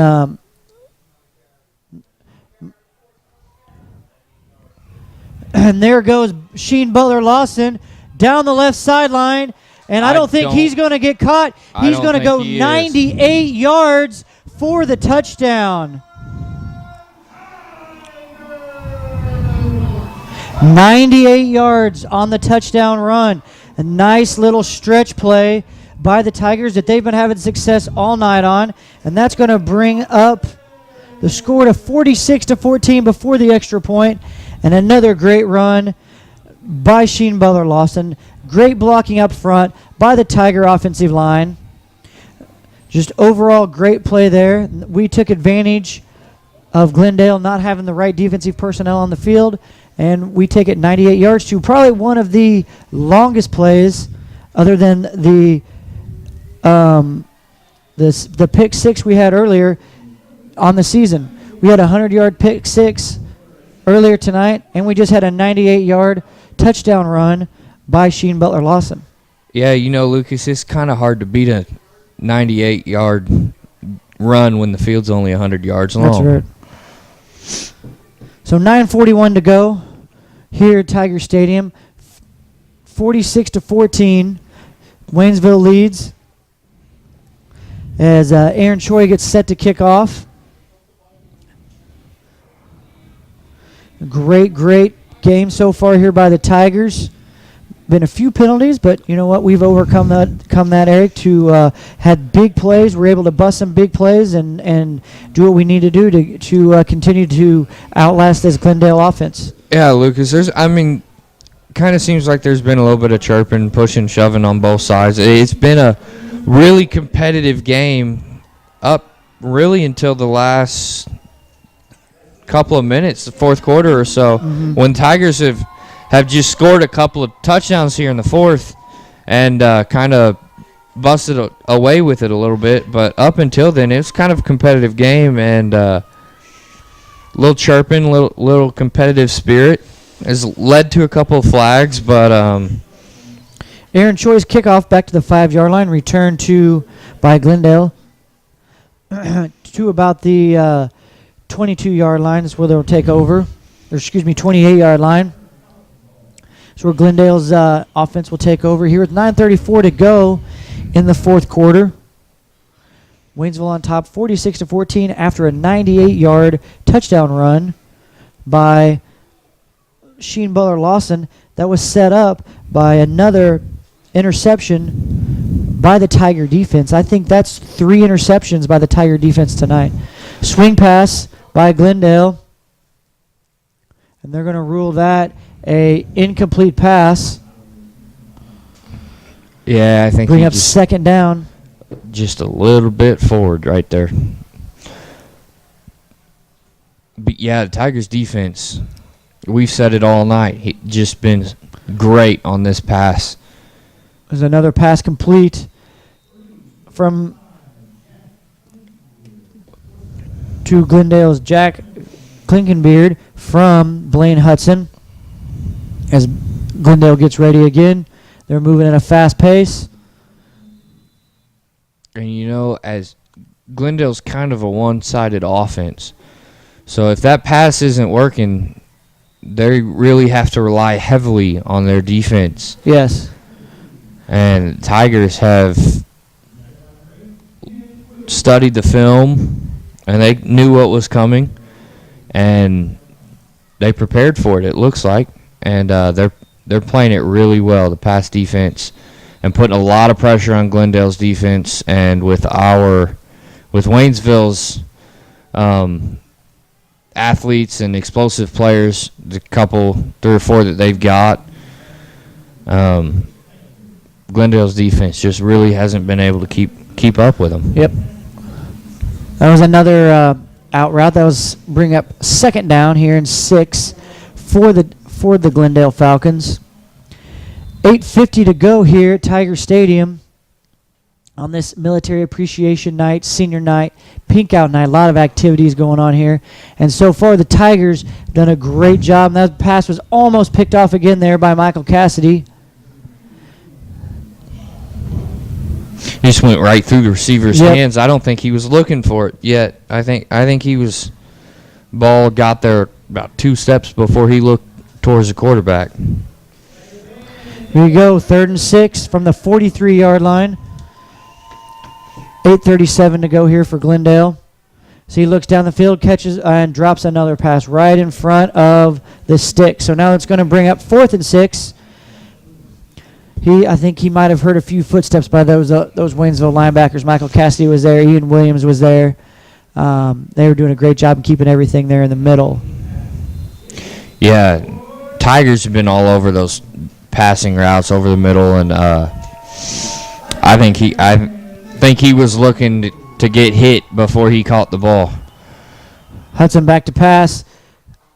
As he completes it, tackled by a couple Tigers, but he is going to collect the first down. Number 5, Jack Klinkenbeard, is going to collect the first down for Glendale. And they'll cross the 50-yard line into Tiger territory here.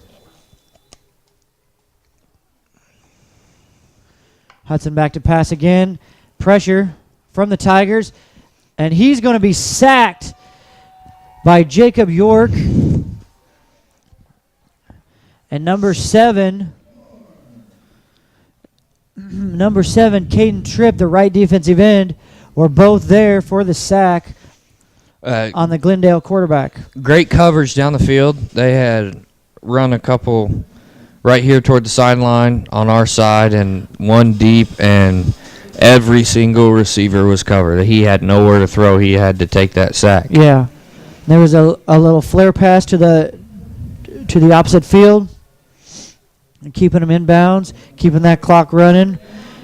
It's now 3rd and 17 after that sack and stop behind the line by the Tiger defense. Quarterback Alec Hudson getting the play from the sideline. 10 seconds on the play clock. Got a motion back as they're going to try to take a shot down the field, and it's overthrown, which will bring up 4th and 17. Here for the Tigers. It looks like Glendale will bring in the punting unit.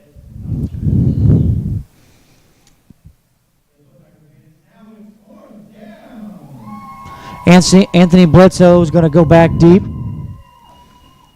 for the Tigers.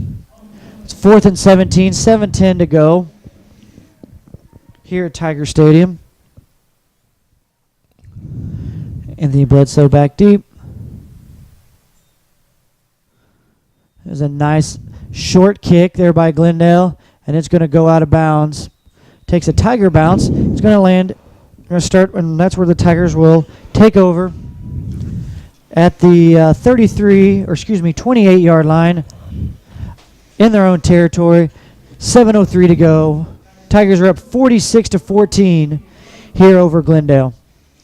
Well, Lucas, as you know, TTSN is ran by students mostly. Mm-hmm. And at this time, we'd like to give a shout out to those students who are running the cameras tonight.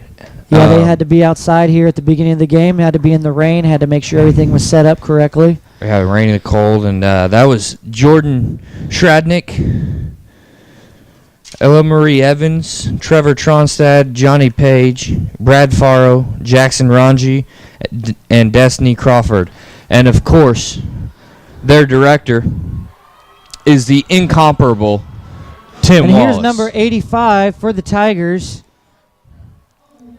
Nathaniel Clark getting the call and rumbling down the field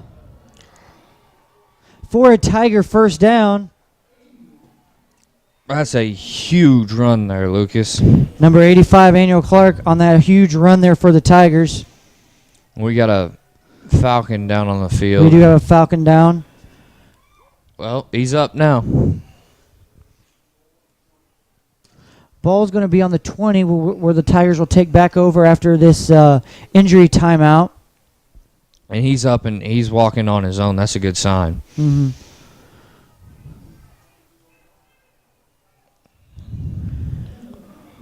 $6:50 to go here. 6:50 here to go. 46-14 as Waynesville is threatening again. They are inside the 20-yard line after a great run by Nathaniel Clark to extend their lead here on the Glendale Falcons after they stopped the Glendale Falcons on a great defensive stand there.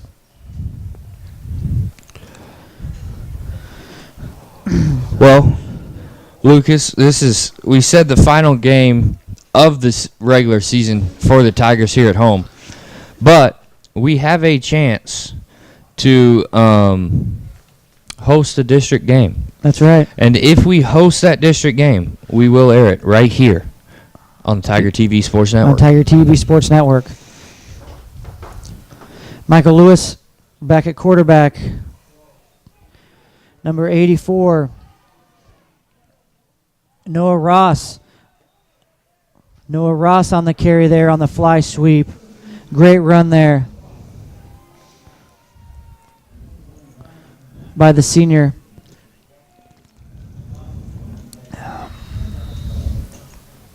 Well, Eric, as time runs down here, it's 6:21 here in the fourth quarter, 46-14.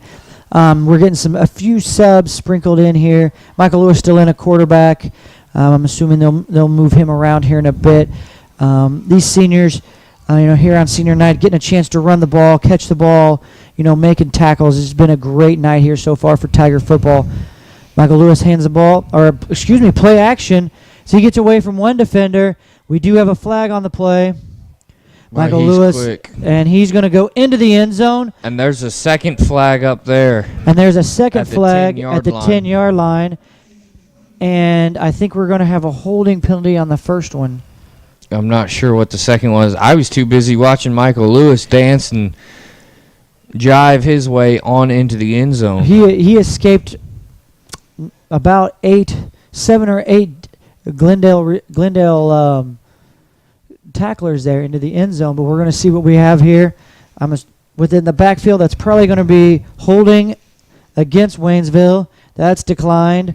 Holding against Waynesville, and that's accepted. So it's going to be second down, and it looks like 22. It was second and 12. Now it's second and 22 there, so they're going to back it up to about the 32-yard line. Okay, second down still. Oh, I'm sorry, not the 38-yard line. So that's where we'll take over here. Michael Lewis in at quarterback still. Snap the ball. He's back to pass. Throws a nice high arcing ball to Serge Carrillo, and it's incomplete. And he almost came came up with that in double coverage. And that'll bring up 3rd and 27 here for the Tigers. 5:40 to go here at Tiger Stadium. The Tigers get set back up. Aaron Imperato into the game. We got a lot of our seniors in there. Michael Cassidy's in here. Anthony Bledsoe, number 88's in there. Like they're trying to motion on for somebody else. And I think Waynesville is going to take a timeout to make sure that we get set up for this third down. 3rd and 27 here. Eric, it's been a great night here for Tiger football. Like you said earlier, there is a possibility, with us winning this game as of right now, that we could, jump a few spots in the district standing, which means if we become the second seed after next week, then we will host a district game the following, or 2 weeks from then. So, and it will be aired live at TTS, and it will be here at Tiger Stadium. So Yeah, and so next week's at Parkview. next week we'll be at Parkview, which is that'll finish out our conference slate here. And they're always tough. They've had a great season as well this year. They're not in our district, but they're in a neighboring district.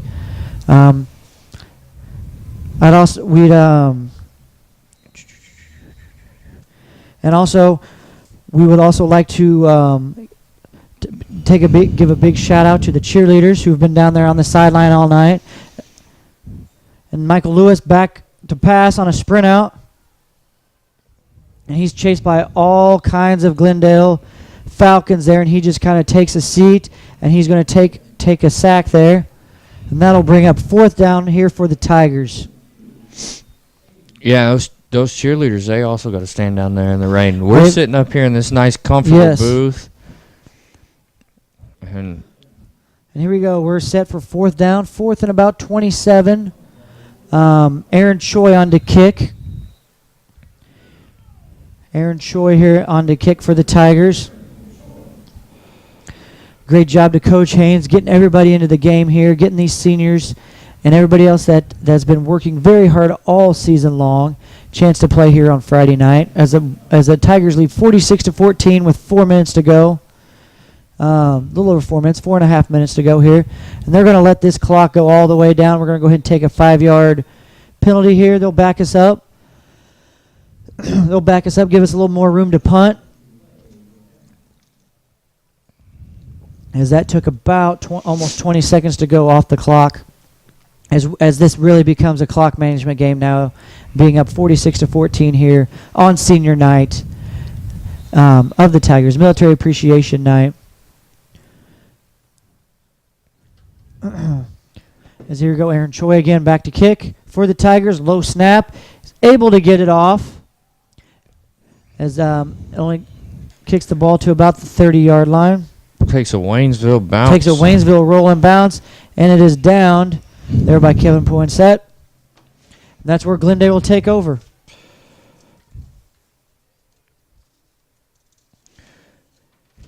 So Lebanon's the 1 seed in our district. Lebanon right now is the top seed in our district, with us, Glendale, and Willard vying for the next 3 seeds, kind of jockeying for position. Springfield Central is also in our district. And Lebanon won their game tonight. Waynesville, we're doing pretty well right now. It's not over. It ain't over till the fat lady sings. We've got a new quarterback in here for Glendale, and he's going to be sacked by number 7, Caden Tripp, with his third sack. Caden Tripp had 3 sacks tonight for the Tiger defense, and it'll back up the Glendale Falcons here to the 20-yard line. Brings up 2nd and 17 here for the Glendale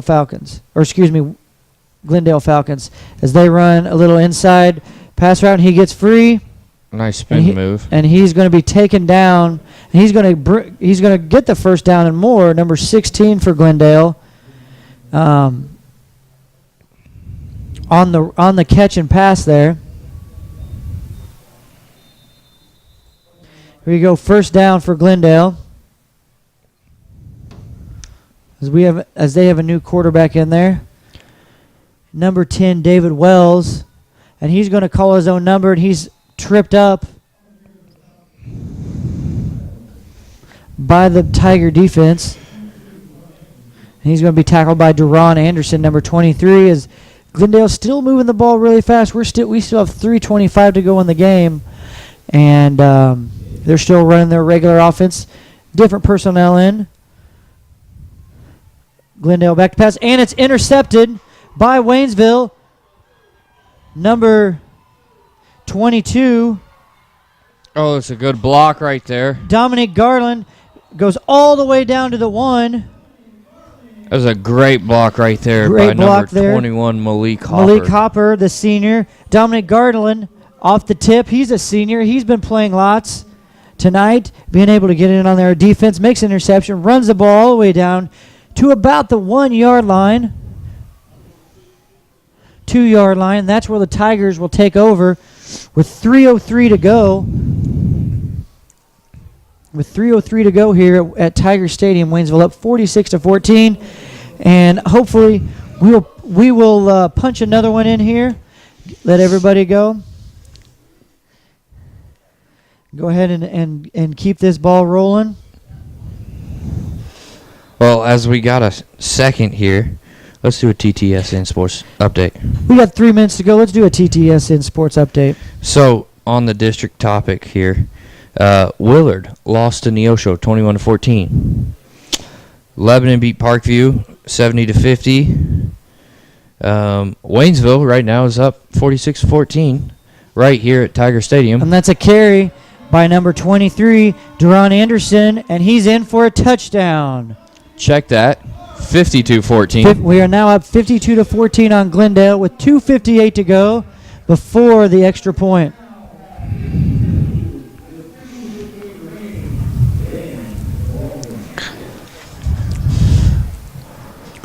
Number 25, Christoph Peterson on to kick for the Tigers. Or Christopher, Peterson on to kick for the Tigers. Kick is down, and it's up, and it is good. It makes the score 53-14 with 2:58 to go in the fourth quarter.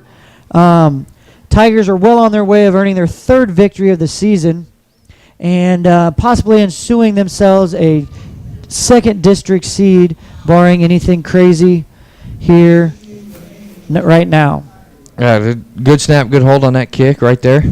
And he just punched it right through.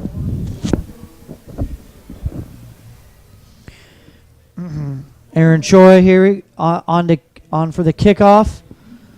And I'm assuming he's going to kick it back deep, try to pin Glendale back deep.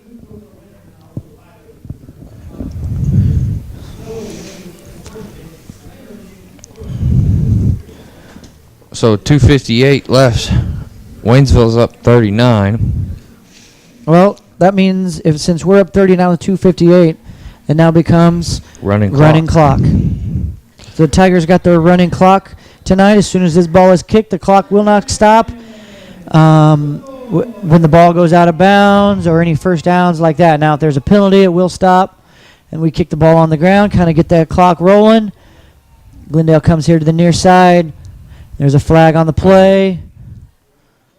And a whole swarm of Tigers takes down the returner, number 14, Colton Penrod.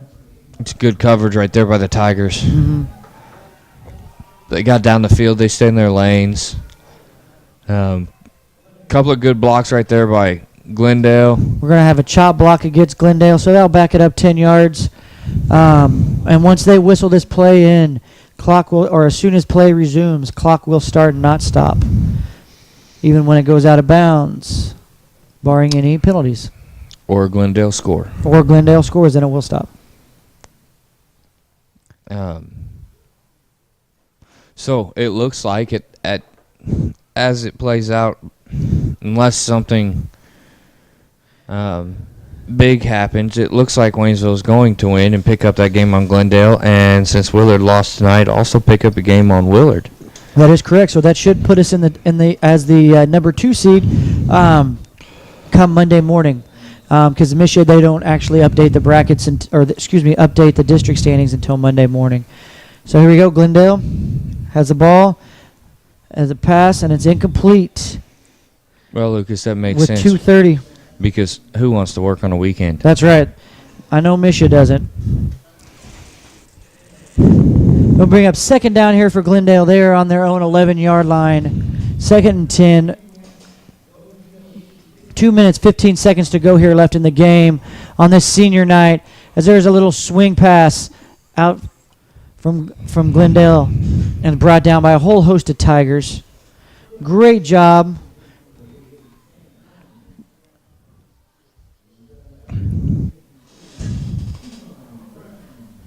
Glendale gets set back in their spread offense. I'm assuming they're going to be passing. There's 1:47 left to go here in the fourth quarter. Glendale back to pass. Complete to number 16. And he's going to get some yards before he's brought down by two Waynesville Tigers. Number 10, Cedric Williams in the game with that tackle.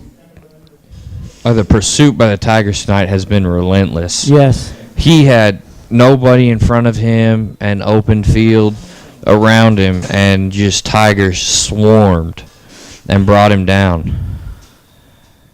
That pass is incomplete by Glendale. On the pass coverage is number 41, Isaac Peterson, sophomore. Ball is going to get set. Looks like Glendale's already ready to go with their next play with 54 seconds left to go here on this senior night, pink out night. A lot of activities here tonight. A little swing pass there by Glendale, and it's going to be wrapped up by the Tigers. 35 seconds to go here before we can officially say the Tigers earned their third win of the season to bring their record to 3-5 here after week 8. Oh, that pass is almost intercepted, and we got a flag on the play. So let's see what we got here. There's 12 seconds left, 10 seconds. It looks like the Tigers are going to line up, get ready to shake hands as they earn their third victory of the season to finish 3-5. Eric, most likely we are going to be the second seed in our district play. That's what it's looking like. Coming here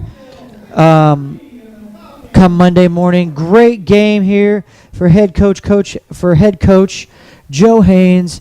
First season here with the Tigers. He's picked up his third win of the season. These guys are excited. They've been doing lots of great things, lots of hard work going on.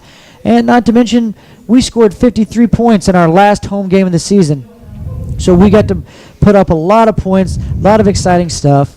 A 98-yard touchdown run kind of capped off this game by Sheen Beller Lawson. The defense was spectacular tonight, had 3 interceptions, 1 return for a touchdown. That was a 100-yard touchdown return. So, great game here for the Tigers. Congratulations to all the seniors and the coaches. Yeah, huge win here on senior night, both by the score and for momentum going into districts. And Tigers hopefully can ride this momentum into next week and against Parkview and keep it rolling right on through into districts. So. That's right. So, yeah, Tigers will travel to Parkview next week at the JFK Stadium there in Springfield. Kickoff time is 7 p.m. That'll be week 9 of the football season as student section goes on, who has done a great job of cheering these Tigers on and getting people excited, letting them come on the field, letting them celebrate with their friends. That's a great night here. The coaches out there making sure everything's all right. Great job by all the coaches here tonight. And Coach Haynes has put together a great staff. Defensive coordinator Mike Klutz, assistant coaches John Kelly, Logan Smith, Jeff Bramer, Shane Rowland, Ryan Pimental, Bill Demolade, Sean Kelly. Have done a great job with this football team. And a couple last things here. Eric, again, my name's Lucas Smith. I got Eric Christek here. You got anything else before we sign off? No, great job tonight, seniors. Great job, Waynesville football and Coach Haynes. And looking forward to next week in districts. Looking forward to next week. We'll see everybody. Hopefully, we'll get a train or a caravan, travel down, watch the Tigers take on the Parkview Vikings next week at JFK. And after that week, we will see if we can hopefully host a district game. Again, this is Lucas Smith and Eric Christek for TTSN. Everybody have a good night.